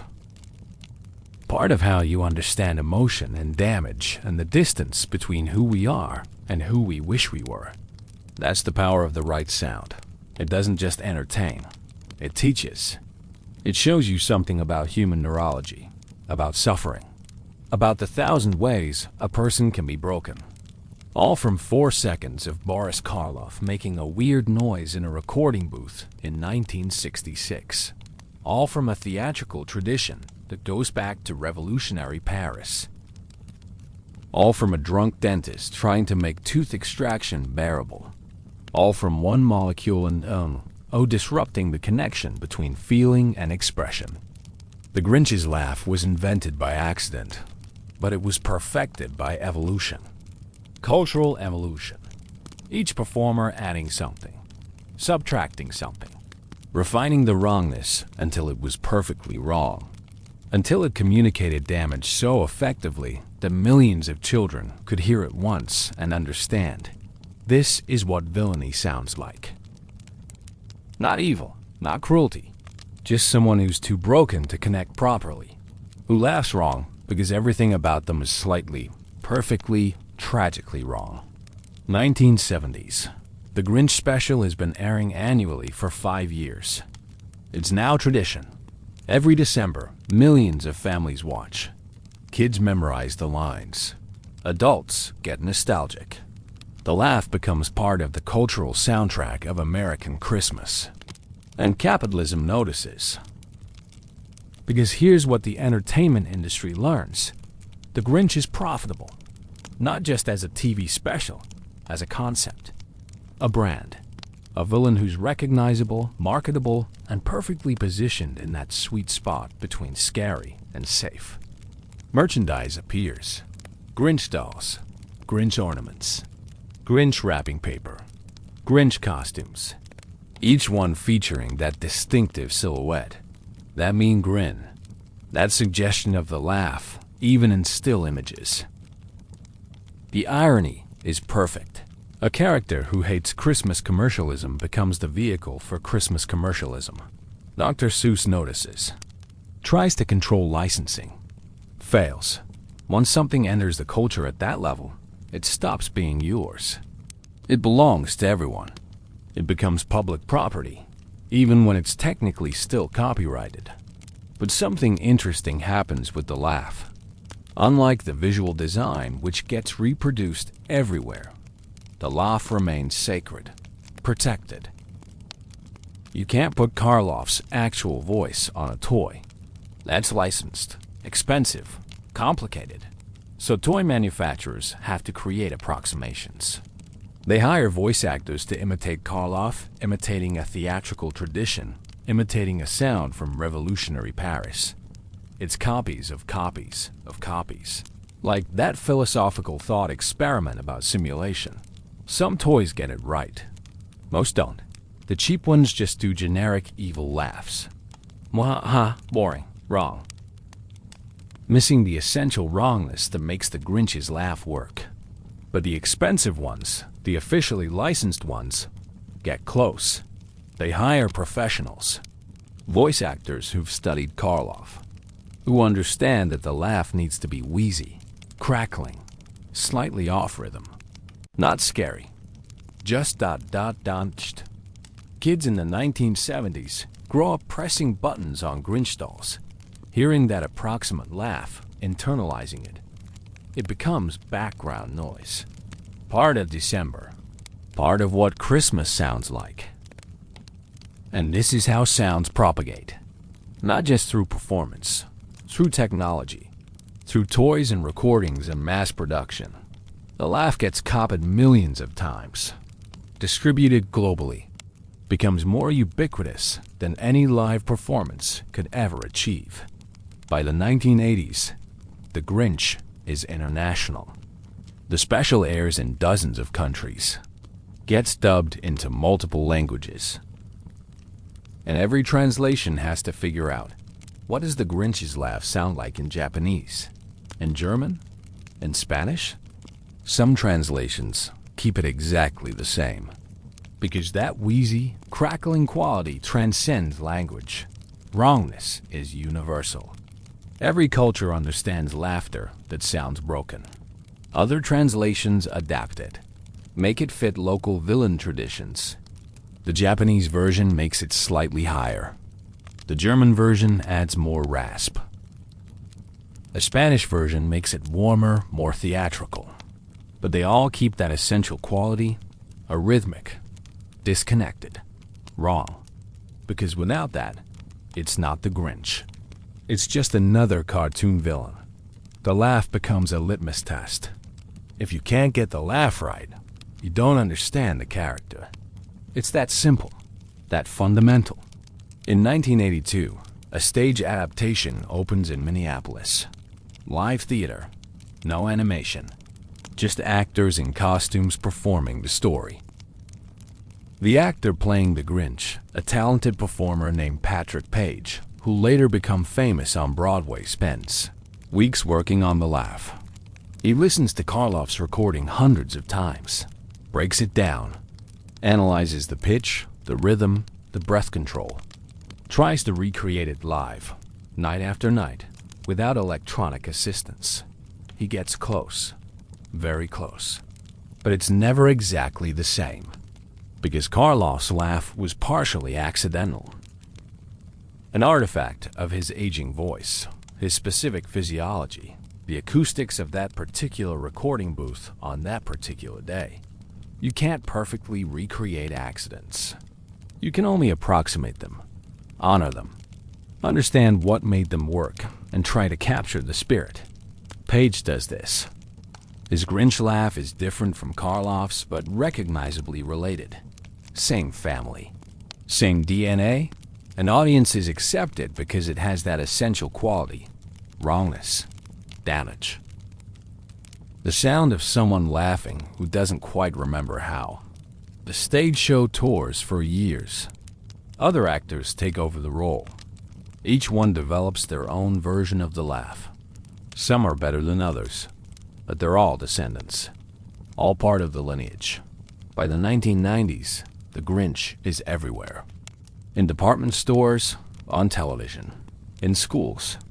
Teachers use the story to teach about redemption, about not judging people, about how cruelty is often just a defense mechanism for pain.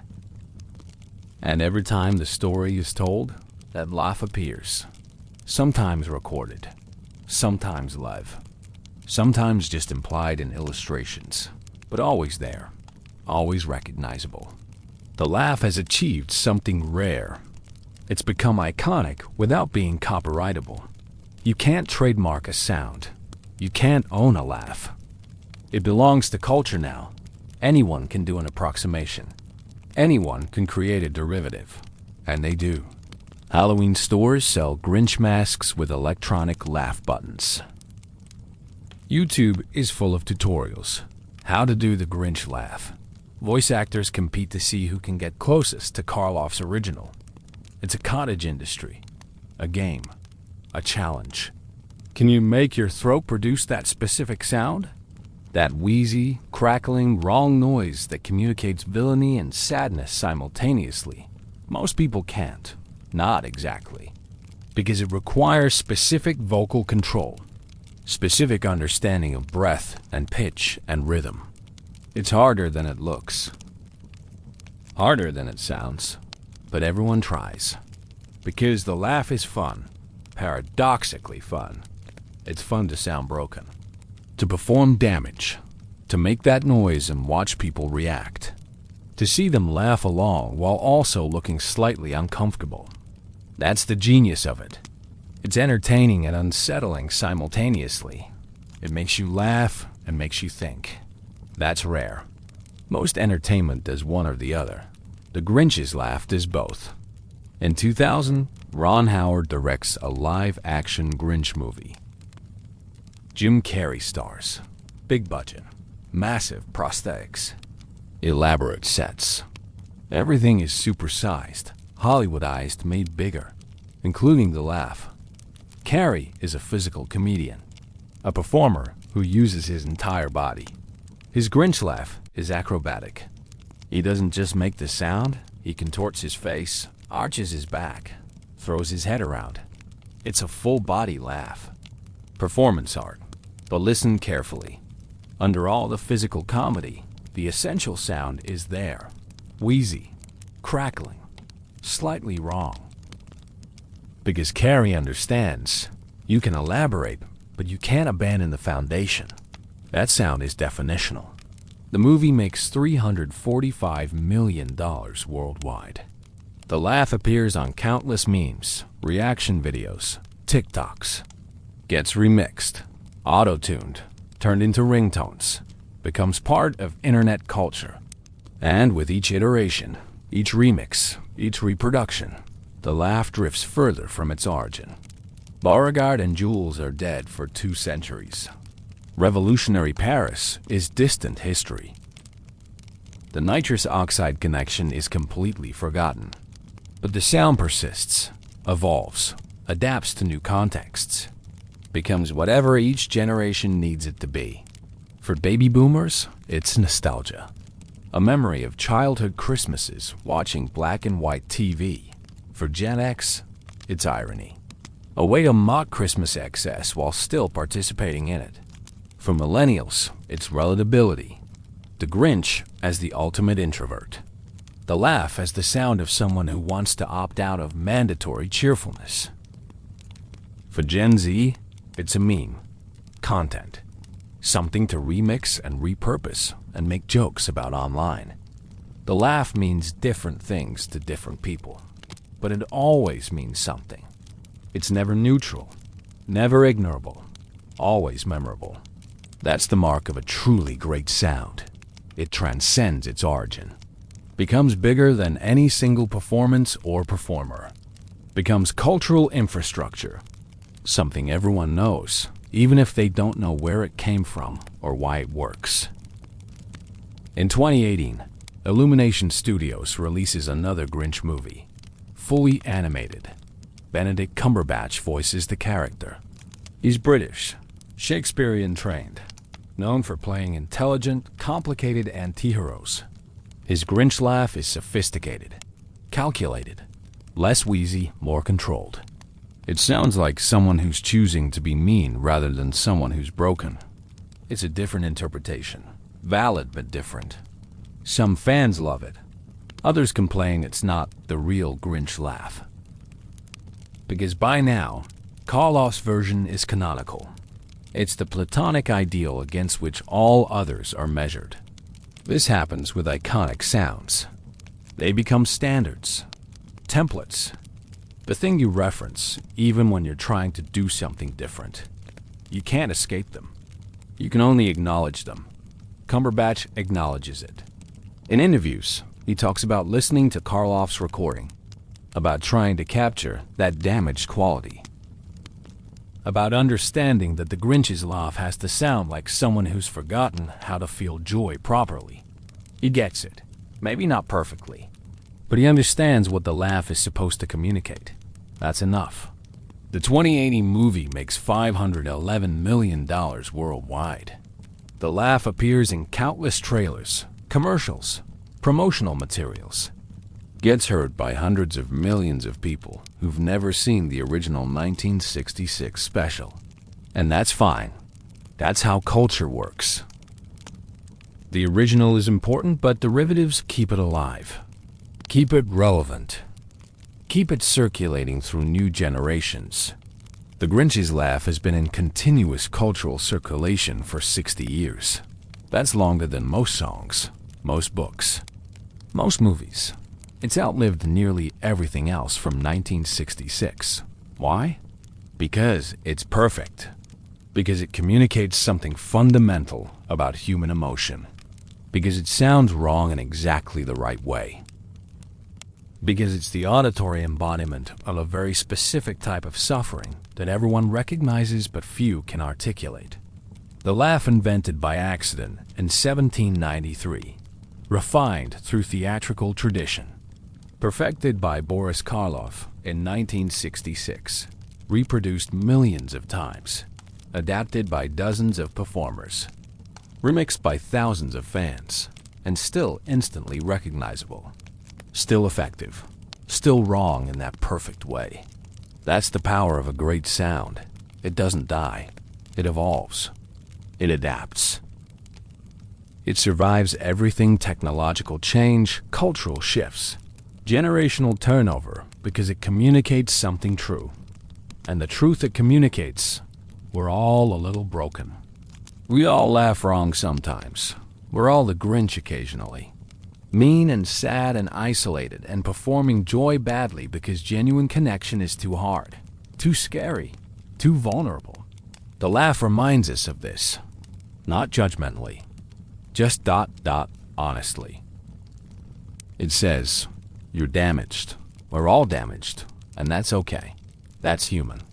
That's what makes redemption possible. Because if the Grinch can learn to laugh properly, can reconnect feeling and expression, then maybe we can too. Vanderbilt University. A research team led by Dr. Sophie Lazarus is studying what makes villain sounds work. Not philosophically, neurologically. They want to know, why do certain sounds register as threatening while others register as friendly? They use fMRI machines, EEG monitors, skin conductance sensors. They play test subjects dozens of laughs, heroic laughs, friendly laughs, nervous laughs, villain laughs, and measure brain activity. Map exactly which neural circuits activate for each sound. The results are fascinating. Friendly laughter activates the ventromedial prefrontal cortex, the part responsible for social bonding and empathy. Your brain lights up, releases oxytocin, makes you feel connected to the laugher. Villain laughter does the opposite.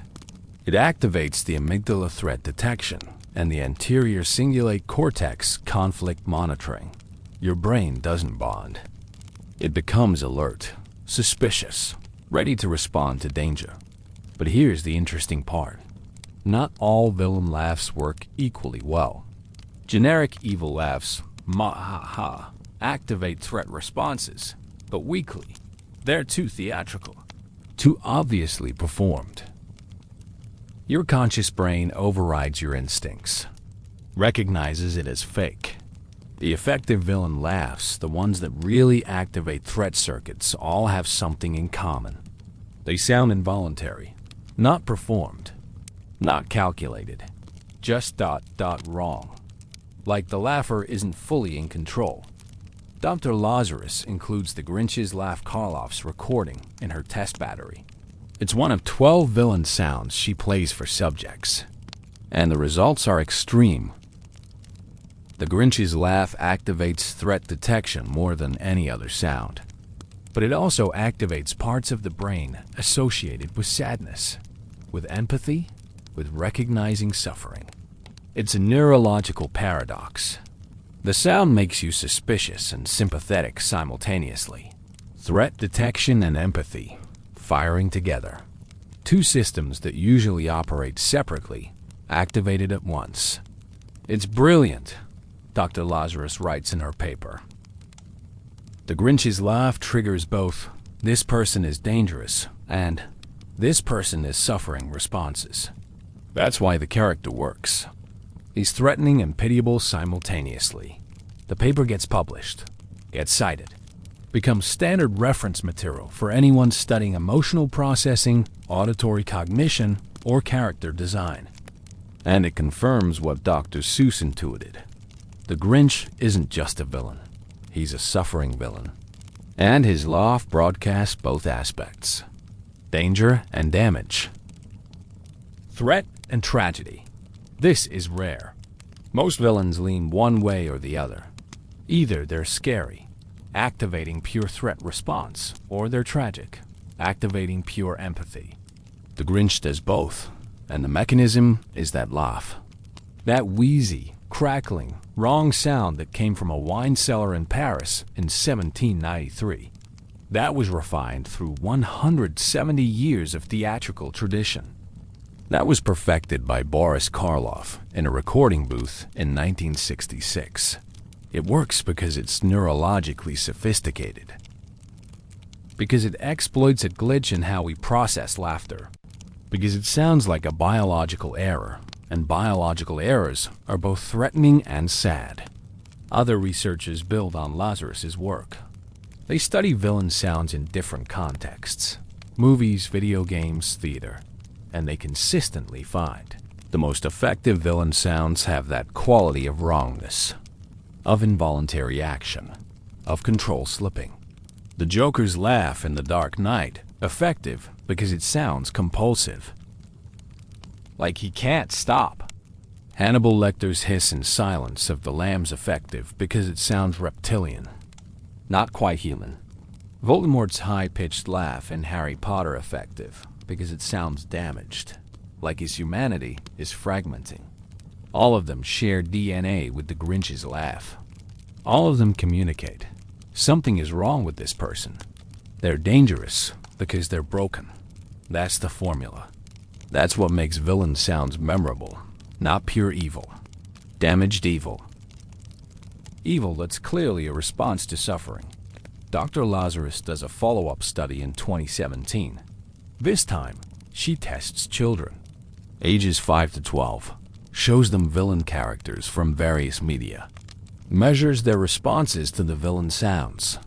Children are fascinating because their threat detection systems are still calibrating. They're learning which sounds mean danger, which means safety, which means something in between. When children hear the Grinch's laugh, they have complex responses. Young children, 5 to 7, are mostly just disturbed. They don't like it. It makes them uncomfortable, but they can't say why. Older children, 8 to 12, start to understand. They describe the laugh as sad and mean, as funny, but scary. They're starting to process the neurological paradox, starting to understand that someone can be threatening and sympathetic simultaneously. This is sophisticated emotional cognition, the ability to hold contradictory responses, to feel multiple things about a person at once. And the Grinch's laugh teaches this. It's emotional education through sound. The Grinch might be one of the most pedagogically valuable villains in children's media, Dr. Lazarus writes. He teaches kids that cruel people are often suffering people. That meanness is frequently a defense mechanism. That redemption is possible because villainy is often damage, not nature, and the laugh is central to this lesson. Without that sound, that perfect balance of threat and sadness, the Grinch would just be a monster, irredeemable, scary without depth. But with the laugh, he's complicated. He's human. He's someone whose cruelty makes sense once you understand his pain. That's powerful. That's the kind of emotional nuance that shapes how children understand morality, how they process good and evil, how they think about redemption and forgiveness. And it all comes from a sound. 4 seconds of audio that's neurologically sophisticated enough to activate contradictory brain systems simultaneously. In 2019, Disney Plus launches. Streaming becomes dominant. The Grinch special is suddenly available year-round, not just a once-a-year Christmas tradition. You can watch it in July, in October, whenever. This changes how people interact with it. It becomes comfort viewing, background noise, something to put on when you're stressed or sad or just need something familiar. And that laugh becomes almost therapeutic for some people. There are Reddit threads about it. People discussing how hearing the Grinch's damaged laugh makes them feel less alone, because it's the sound of someone struggling, someone broken, someone like them. The Grinch laugh makes me feel seen, one user writes. It's like, yeah, I'm a mess. I laugh wrong. I don't fit, but I'm still here, still trying. This is what happens when a sound becomes culturally significant. It stops being just entertainment, becomes a tool, a reference point, a way people understand themselves. The laugh from 1793, the one that was supposed to make dental surgery bearable, has become, 220 years later, a way people make emotional suffering bearable, not by eliminating it, by acknowledging it, by hearing it reflected back in a character's broken laugh and thinking, I'm not alone. Others laugh wrong too. That's the full circle, the complete journey. From pain relief to villainy to emotional support. From nitrous oxide in a Paris cellar to a green creature stealing Christmas to a sound that helps people process their own damage. And through it all, through every iteration, every reproduction, every analysis, the laugh maintains its essential quality, wrongness. Beautiful, perfect wrongness. The sound of someone trying to connect but not quite managing it. Trying to feel joy but producing this broken approximation instead. That's what makes it immortal. Not perfection. Imperfection. Carefully calibrated, neurologically sophisticated imperfection that communicates something true about being human. We're all broken. We all laugh wrong sometimes. We're all the Grinch in our worst moments. Mean and sad and isolated and performing emotions we don't quite feel. The laugh reminds us. Every December. Every time someone presses play. Every time a child hears it for the first time and feels that complex mixture of fear and sympathy and recognition. The sound continues, evolves, adapts, survives, because it's true. And truth, real, complicated, neurologically sophisticated truth, never dies. It just gets passed down, generation after generation, throat after throat, until it's part of the cultural DNA. The Grinch's laugh, invented by accident, perfected by time, immortalized by truth. Nashville, Tennessee.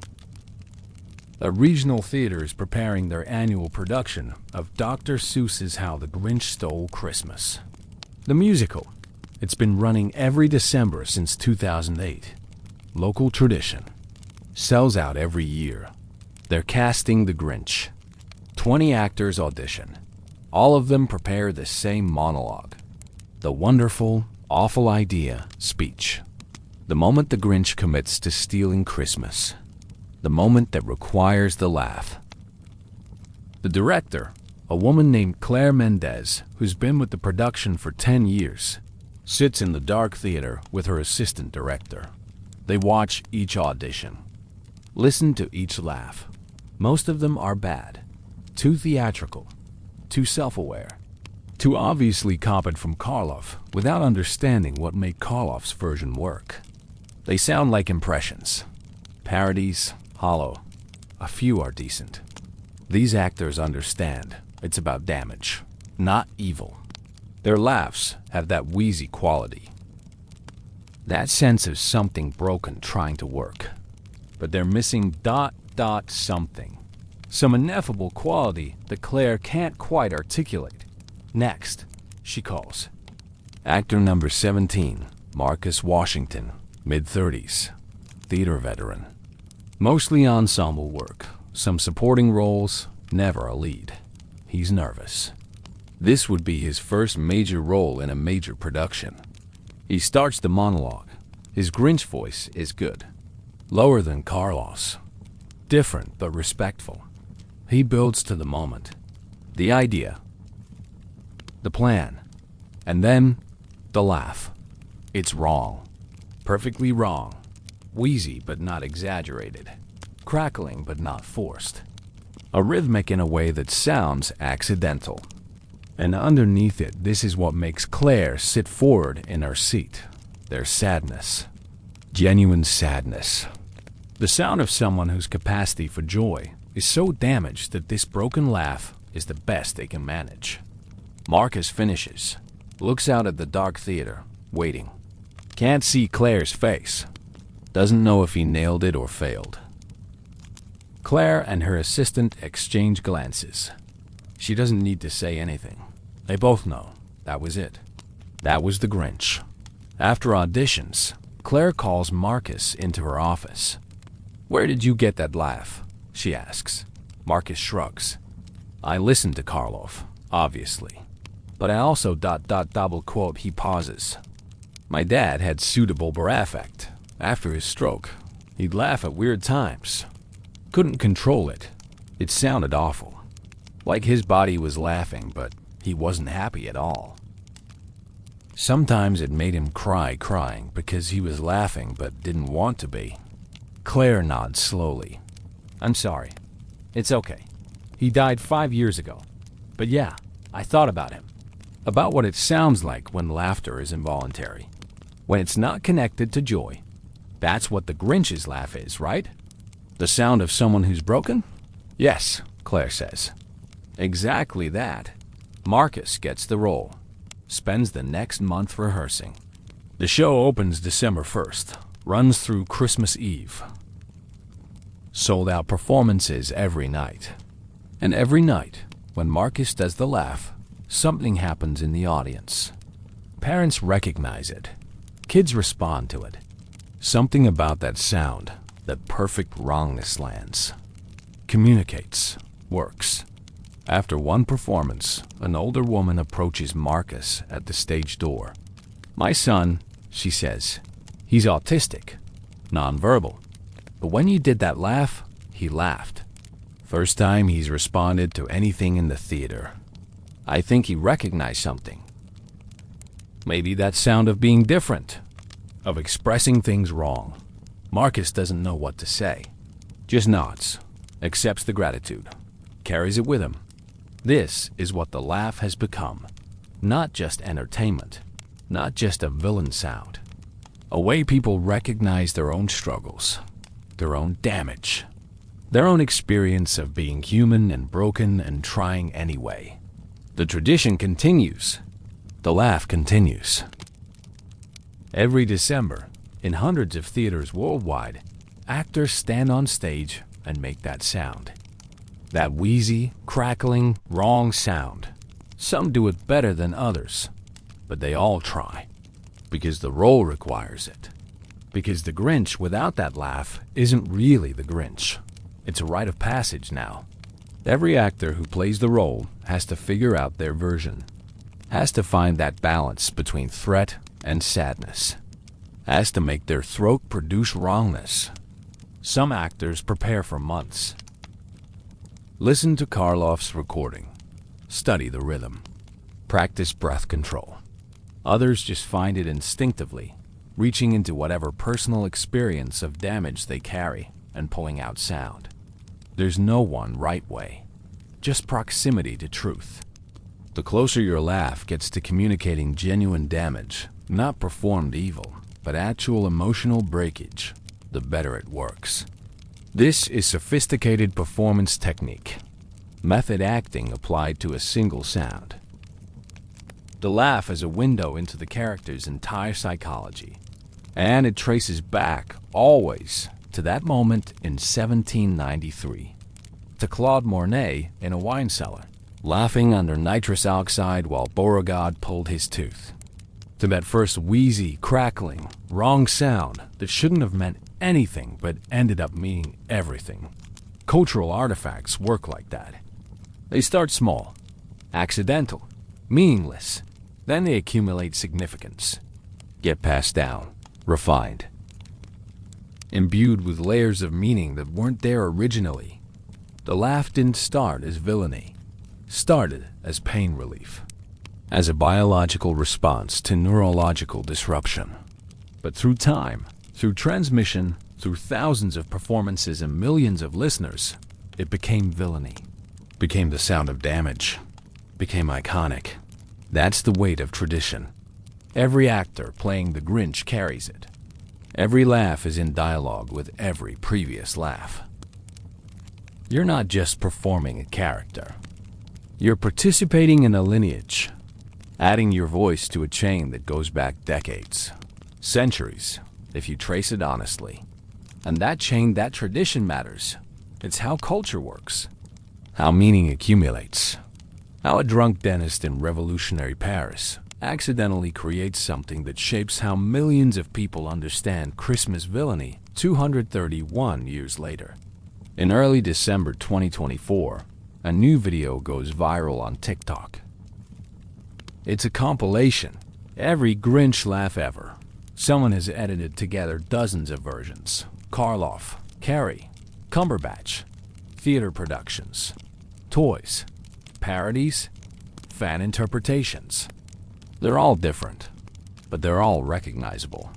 All part of the same family, all descendants of that original sound. The video gets 15 million views. Comments pour in. The Karloff version is still the best. Nothing compares.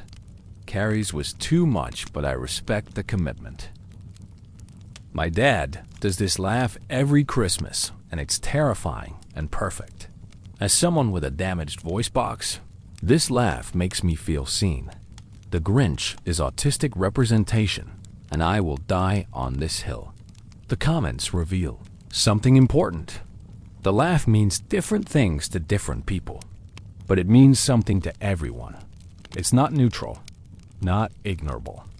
It's a sound that demands interpretation, demands that you engage with it emotionally. That's rare. Most sounds are functional. They communicate information, danger, pleasure, sadness, straightforwardly. But the Grinch's laugh is sophisticated, layered. It communicates contradictory things simultaneously: threat and sympathy, evil and suffering, cruelty and vulnerability. And it does this through pure sound. No words, no context. Just acoustic information entering your ears and triggering complex neural responses. That's artistry. That's the difference between sound and meaningful sound. Between noise and culture, the Grinch's laugh is culture. Dense, accumulated culture. 2-100-30-1 years of human experience compressed into 4 seconds of audio. Pain and survival and theatrical tradition and neurological accident and technological reproduction and mass media and personal interpretation all layered together. Every time someone hears it, they're hearing all of that. Not consciously, but it's there. In the sound. In the cultural weight it carries. December 15th, 2024. A nursing home in Portland, Oregon. They're showing the 1966 Grinch special in the common room. Most residents have seen it dozens of times. Some have been watching it annually since the original broadcast. 58 years of the same special. The same laugh. An old man named Robert, 92 years old, former Navy pilot, 3 strokes, limited speech, sits in his wheelchair watching. He doesn't react much to anything anymore. The strokes damaged his emotional processing. He experiences feelings but can't express them properly.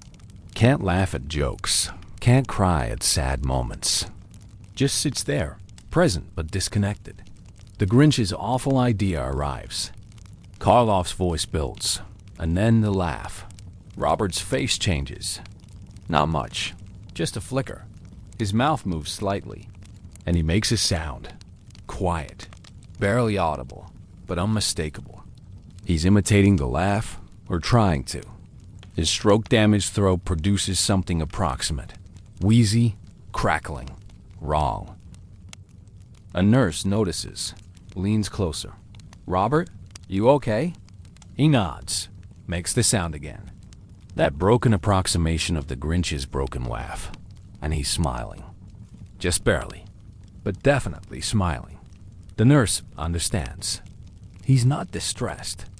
He's connecting to this sound, this character, this laugh that sounds like damage because it is damage. Robert watches the rest of the special. Quiet, still. But when the Grinch's heart grows 3 sizes, when redemption arrives, Robert's eyes water slightly. Not crying, just feeling, processing, connecting to a story about someone broken learning to heal. Later, the nurse writes in her report, resident showed emotional engagement with TV program. First observable response to media in 6 weeks. Recommend continued exposure to familiar, emotionally significant content. She doesn't know she's documenting the power of the Grinch's laugh. Doesn't know about Beauregard or Jules or revolutionary Paris. Doesn't know the full lineage. Just knows something about that sound reached Robert when nothing else could, because that's what the laugh does.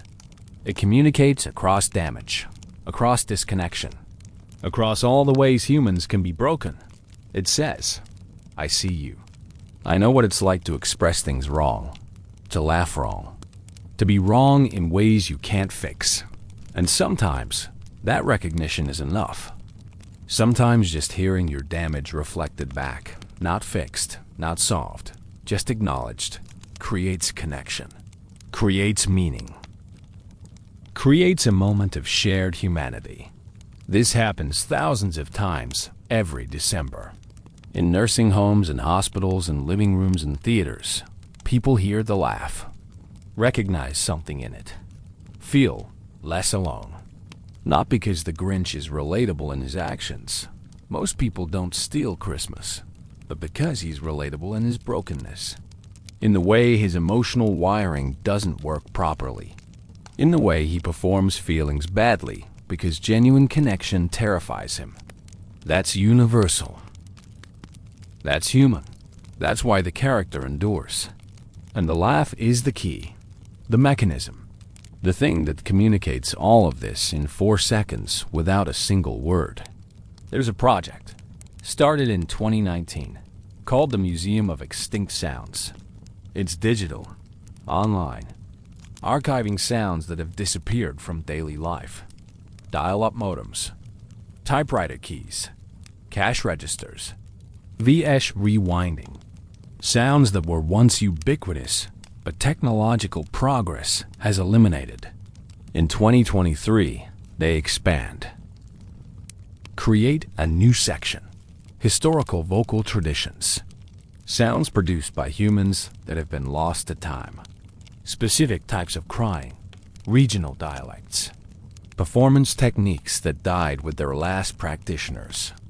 A researcher named Dr. Hannah Chun, ethnomusicologist, vocal historian, obsessive, proposes adding something unusual. The nitrous oxide laugh.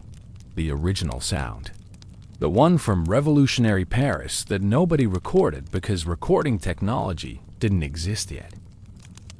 We can't capture it directly, she argues in her grant proposal. But we can reconstruct it. We have descriptions. We have the theatrical lineage. We have neurological data about what nitrous oxide does to laughter. We can approximate what that original laugh sounded like. The project gets funded. Dr. Chun assembles a team. Voice actors, historians, neuroscientists, audio engineers. They're going to recreate the sound that started everything. The laugh that became the Grinch. They start with research, digging through archives, looking for any written descriptions of how people sounded under nitrous oxide in the early 19th century. It's obscure stuff.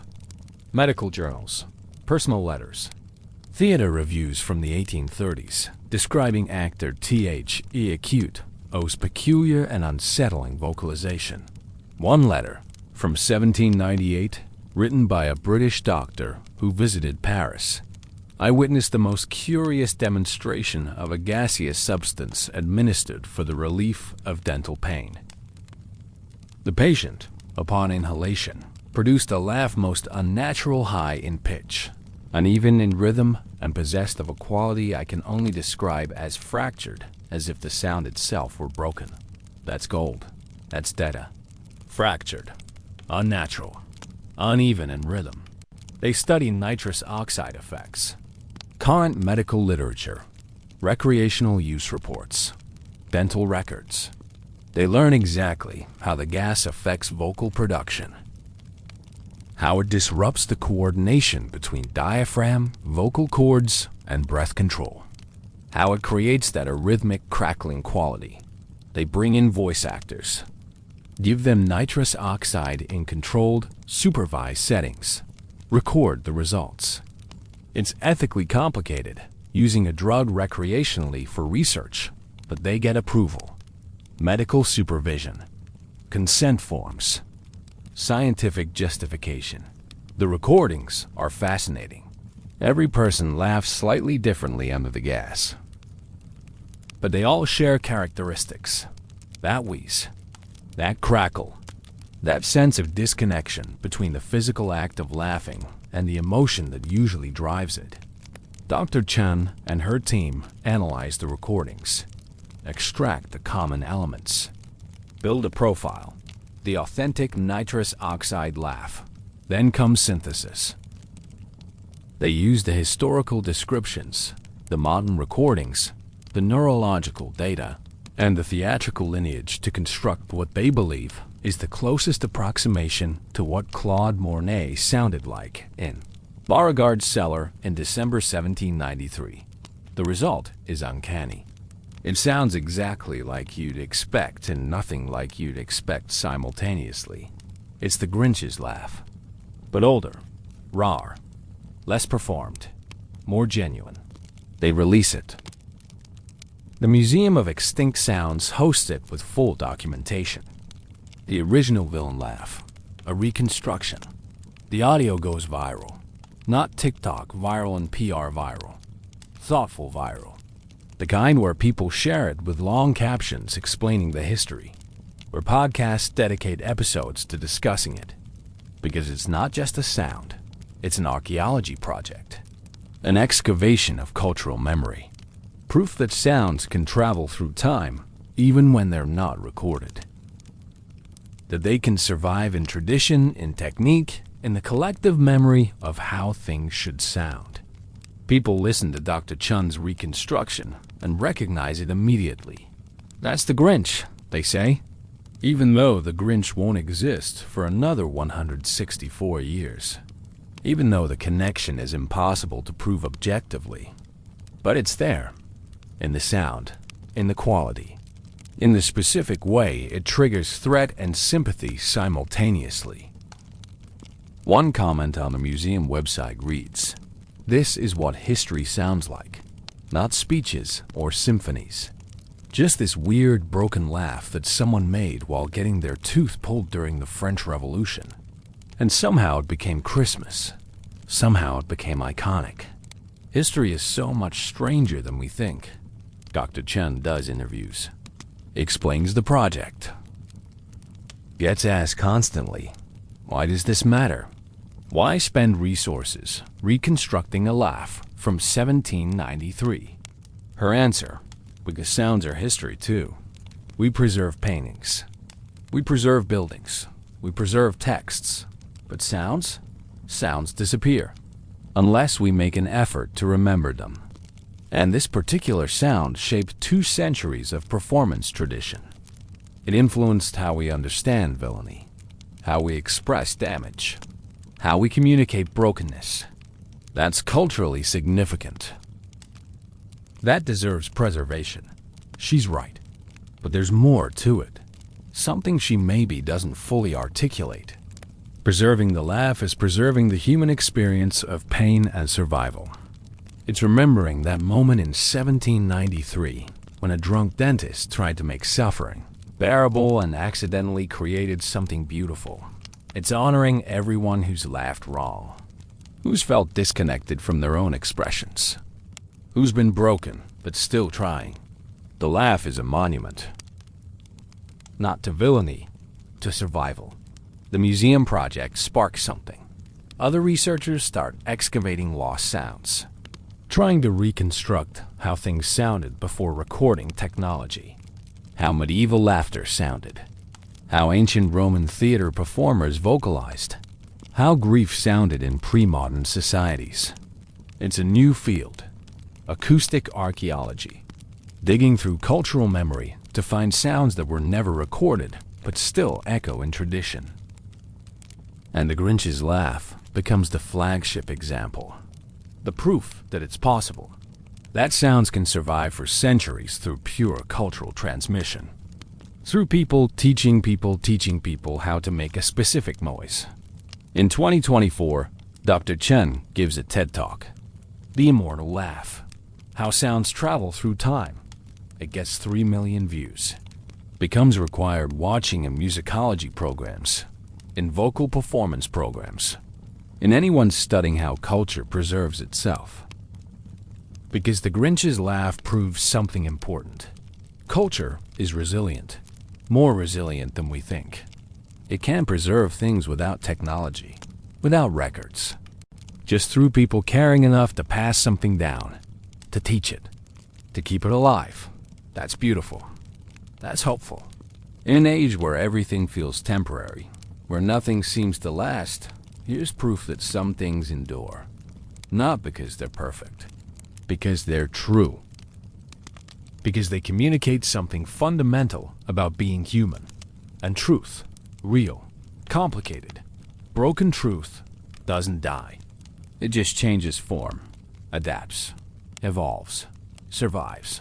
The laugh survived the terror, survived wars, survived technological revolutions, survived everything because it was too true to forget, too useful, too meaningful, and it'll keep surviving, keep evolving, keep being passed down. Because as long as humans experience damage, and humans will always experience damage, we'll need sounds that communicate it, that acknowledge it, that make it bearable. That's what the laugh is, ultimately. A tool for making damage bearable. Just like Beauregard intended. He wanted to make pain manageable. He succeeded. But the pain he ended up addressing wasn't physical. It was emotional, existential. The pain of being broken in a world that demands you perform wholeness. The laugh says, you don't have to perform. You can laugh wrong. You can be the Grinch. You can be damaged and still be loved. Still be redeemable. Still be human. That message encoded in 4 seconds of wheezy, crackling, wrong sound is why the laugh matters, why it endures, why people study it and preserve it and pass it down. Not because it's villainous, because it's honest. TikTok's algorithm has gotten sophisticated. Scary sophisticated. It doesn't just track what you watch. It tracks how long you watch, when you pause, when you re-watch, what sounds make you stop scrolling. And it's noticed something. The Grinch's laugh is powerful. Algorithmically powerful. When videos use it, either the original Karloff recording or imitations, engagement spikes.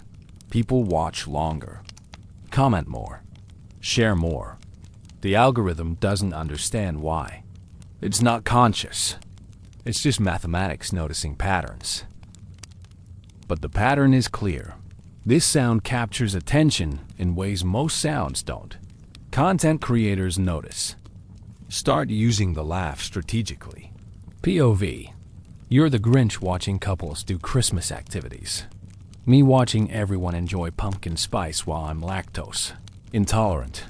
My cat when I open a can of food that isn't for him. The laugh becomes a meme template. A way to communicate. I'm watching something I hate. I'm enjoying others' misery. I'm a villain in this scenario, and I'm okay with that. It's perfect for the current moment. For a generation that's irony-poisoned and self-aware, that performs villainy as a defense mechanism. That relates to the Grinch not ironically, but sincerely. The Grinch was right becomes a common sentiment. Not about stealing Christmas, about opting out, about rejecting mandatory cheerfulness, about being openly grumpy instead of performing joy you don't feel. And the laugh is the anthem. The sound of saying no to social expectations, of embracing misanthropy as self-care, of being the villain in someone else's story because being the hero is exhausting. This is different from previous generations' relationship with the Grinch. Boomers saw him as a cautionary tale. Gen X saw him as a wry commentary. Millennials saw him as relatable but still somewhat villainous. Gen Z just identifies. Without irony. Without distance. They are the Grinch. Tired. Overstimulated. Skeptical of mandatory joy. Watching everyone else celebrate while feeling disconnected. And that laugh, that broken, damaged, wrong laugh, is their sound. Their voice. The way they express the gap between what they're supposed to feel and what they actually feel. The algorithm pushes this content, promotes it, because engagement is engagement. The algorithm doesn't judge, doesn't care if you're celebrating Christmas or rejecting it, just cares that you're watching, interacting, staying on the platform. So Grinch content proliferates, thousands of videos, millions of uses of the laugh. It becomes background noise. Soundtrack to late 2024. The sound of a generation saying, I'm tired and I hate everything, and that's valid. But here's what's interesting. The usage isn't purely negative. It's complicated. People use the laugh to express frustration, yes, but also solidarity. We're all the Grinch becomes a way of saying we're all struggling. We're all tired. We're all performing emotions we don't feel. And that's okay. That's human. The laugh becomes a signal. A way to identify others who feel the same disconnection. Who laugh wrong. Who don't fit the cheerful narrative. In this context, the Grinch isn't a villain. He's a mascot. A representation. He's everyone who's ever felt like Christmas or any celebration is too much. Too performative. Too demanding. And his laugh is their laugh. The sound of trying to participate but not quite managing it. Of being present but disconnected. Of performing joy badly because genuine joy requires energy they don't have. This is profound. This is the laugh coming full circle. Back to its origins. Back to what it was always supposed to be. The sound of someone trying to cope with overwhelming circumstances by laughing even though nothing is funny. In 1793, people laughed under nitrous oxide because their brains were too scrambled to process pain properly. In 2024, people use the Grinch's laugh because their brains are too scrambled to process modern life properly. Same mechanism, same sound, same function. Just different context. The laugh as survival tool, as coping mechanism, as the sound you make when everything is too much, but you have to keep going anyway. A therapist named Dr. Rachel Kim writes an article, The Grinch Laugh as Mental Health Indicator. She argues that the proliferation of Grinch content among young people is a symptom of mass burnout. Of a generation that's emotionally exhausted and using fictional villainy as a way to express feelings they can't articulate otherwise. When my patients start sending me Grinch memes, she writes, I know they're struggling. Not with acute crisis, with chronic disconnection, with the grinding fatigue of trying to perform normalcy while feeling fundamentally wrong. The article goes viral, gets discussed on mental health podcasts, in therapy circles, in academic papers about Gen Z psychology. Because it's true, the Grinch laugh has become a diagnostic tool, a way to signal, I'm not okay. I'm functional but damaged. I'm laughing but it's wrong. Help me. This is heavy. This is the weight of an iconic sound. It stops being just entertainment, becomes a barometer, a cultural indicator, evidence of collective struggle. And yet, and this is important, it's also cathartic. Using the laugh helps. Identifying with the Grinch helps because it normalizes the feeling, makes it less isolating. You're not alone in laughing wrong. Millions of others are doing it too. There's comfort in that. The laugh creates community. Not happy community, miserable community, but community nonetheless. A shared understanding that we're all broken, and that's okay. That damaged laughter is still laughter. That you can be the Grinch and still deserve love. This is what Dr. Seuss intuited in 1957. But the Grinch needed to be redeemable precisely because he was so damaged. That his cruelty couldn't be his nature. It had to be his response to pain.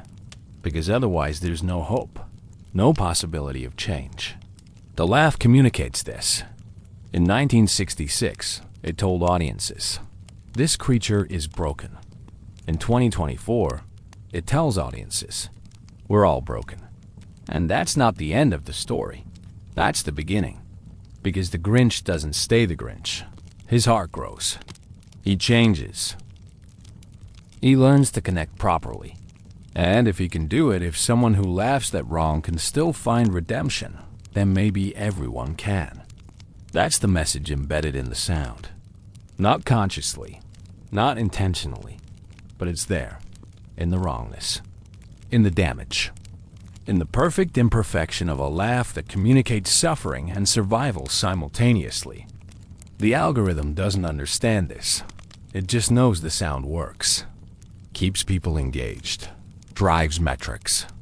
But humans understand. Every person who uses the laugh, every person who hears it and recognizes something, every person who thinks, that's me, when the Grinch cackles his broken, beautiful, wrong laugh.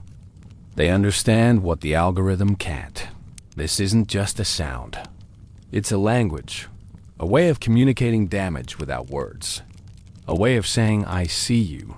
I know you're struggling. I'm struggling too, and that's okay. That's why it survives. Why it matters.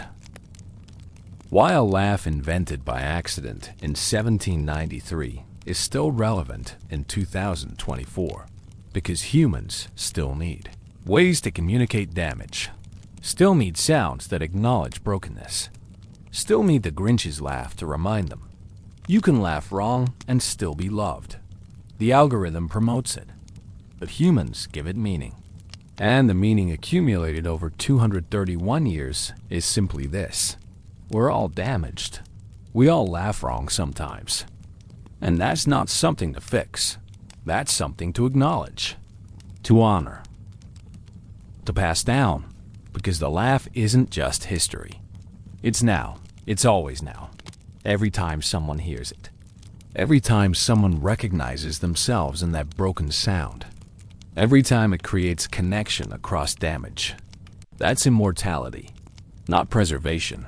Relevance, being needed, being useful, being true enough that every generation rediscovers it and thinks, yes, this is what I've been trying to say. The Grinch's laugh. From Paris to TikTok. From nitrous oxide to algorithm optimization. From pain relief to mental health indicator. The same sound, the same truth. The same beautiful, broken, perfect wrongness. Christmas Eve, 2024. Somewhere in Middle America. A house with lights, a tree, presents, all the traditional markers of celebration. Inside, a family watches The Grinch, the 1966 special. Annual tradition. They've seen it dozens of times. Know every line, every musical number, every moment. The daughter's 16, anxious, clinically depressed, medicated but still struggling, sits apart from her family. Not dramatically apart. Just ... separate. On the chair instead of the couch. Present but disconnected. She's been the Grinch all month. Hating the forced cheerfulness. Resenting the mandatory joy. Counting days until December is over and she can stop pretending. Her parents know. They're trying. Being patient. Giving her space. But it's hard. Christmas is supposed to be happy. Family is supposed to feel warm. And instead there's this tension. This gap between what should be and what is. The special place. The girl, her name is Sophie, has her phone out, half watching, half scrolling, performing presents while being mentally elsewhere. Then the laugh happens. The Grinch's awful idea. Karloff's voice. That wheezy, crackling, perfect sound. Sophie looks up.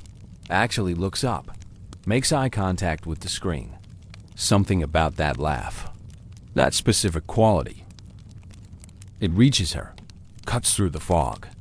Says something her brain can hear when everything else is noise. She watches the rest of the special. Actually watches it. Not on her phone. Not distracted. Just ... present. When the Grinch's heart grows 3 sizes, Sophie's eyes water. Not much. Just slightly. But her mom notices. Glances over. Doesn't say anything. Just sees her daughter feeling something. Connecting to something. The special ends. The credits roll. The family sits in that comfortable post-viewing silence. Sophie speaks. First voluntary sentence all day. "I'm the Grinch," she says. Her dad chuckles. "We all are sometimes." No, I mean, I get it. I get why he hates Christmas. It's not about Christmas. It's about everyone expecting you to feel a certain way and you just can't. And that makes you hate the thing. And that makes you hate yourself. Because you're broken and everyone else is fine. Her mom moves slightly. Wants to hug her but doesn't. No, Sophie doesn't like being touched when she's vulnerable. "You're not broken," she says carefully. "The Grinch is broken." And he still ... double quotes. Sophie trails off. Can't quite articulate it. Her dad tries. Still lovable? Still redeemable, Sophie corrects. Like, he's mean and isolated and damaged, and he still gets to change. He still gets his heart to work right eventually. Even though it took literal magic. Maybe that's the point, her mom says. That change is possible. Even when you feel impossible. Sophie nods. Doesn't say anything else. But something has shifted. Slightly. Imperceptibly. The kind of shift that won't be obvious until later. Until spring when she mentions feeling slightly better. Until summer when she laughs normally, not the broken laugh at something genuinely funny. This is what the Grinch does. What that laugh does. It creates space for damage. Acknowledges it. Says, you can be broken. You can laugh wrong. You can hate Christmas. And you're still worthy of redemption. Still capable of change. Still human. That's not a small thing. That's enormous. That's the difference between feeling uniquely broken and recognizing that brokenness is universal. That everyone laughs wrong sometimes. That the Grinch isn't an outlier. He's representative. Christmas 2024 continues. Millions of families watching the special. Millions of people hearing that laugh. Most don't think about it consciously. It's just part of the tradition. Background noise. The sound Christmas makes. But some, the Sophies of the world, the Roberts in nursing homes, the Marcus Washingtons performing in theaters, The random TikTok users using the laugh to express feelings they can't name. Some people hear it and understand. Understand that the laugh was never about villainy, about evil, about hating Christmas. It was about survival, about making damage bearable, about finding a way to express brokenness that doesn't destroy you, about laughing even when, especially when, nothing is funny. That's what Boris discovered in 1793. Not how to eliminate pain, how to make it survivable, how to transform suffering into sound, how to give people a way to laugh through the terror. Literally, the terror, but also metaphorically, every terror, every overwhelming thing, every moment when you're broken and scared and just trying to get through. The laugh helps. Not by fixing anything, by acknowledging, by being honest, by sounding exactly as wrong as everything feels. And sometimes that's enough. Sometimes just hearing your damage reflected back in a wheezy, crackling, wrong laugh from a fictional creature voiced by a dead actor performing a theatrical tradition descended from revolutionary Paris. Sometimes that's enough to make you feel slightly less alone, slightly more human, slightly more redeemable. The boring Christmas continues. Snow falls or doesn't. Families gather or don't. Joy happens or doesn't.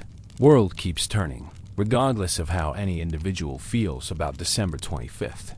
But the laugh persists, echoes, survives, because it's true, because it's useful, because it communicates something fundamental about being human and damaged and trying anyway.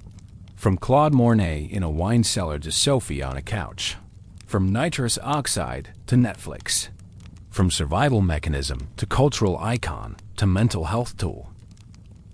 The same sound, the same truth, the same beautiful wrongness. The Grinch's laugh wasn't invented in a Hollywood studio. It was invented in desperation, in revolution. In a moment when a drunk dentist tried to make pain bearable and accidentally created something immortal. Something that would outlive him. Outlive everyone. Outlive everything except humanity itself.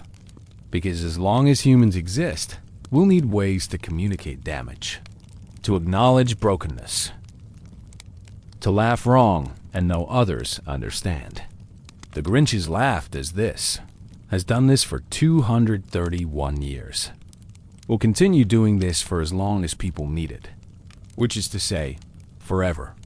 Because we're all the Grinch sometimes. We all laugh wrong. We all hate mandatory joy. We're all damaged in ways we can't quite articulate. And that's okay. That's human. That's what makes redemption possible. The laugh reminds us, every December, every viewing, every time someone hears it and recognizes themselves. You're not alone. You're not uniquely broken. You're just human. And humans laugh wrong sometimes. And that's not the end of the story. That's the beginning. The boring Christmas of 1793, when nothing happened except everything. When a sound was born that would shape centuries. When survival became art, became culture, became hope. That's history. Not the big moments. The small ones. The accidents. The desperate attempts to make suffering bearable that end up making suffering meaningful. The Grinch's laugh. Invented by accident. Perfected by time. Immortalized by truth. Still wheezing. Still crackling. Still perfectly, beautifully, redemptively wrong. Merry Christmas. From Paris. From Hovo. From everyone who's ever laughed wrong and survived anyway. The end. The beginning. The eternal middle where we all live, damaged and laughing and human.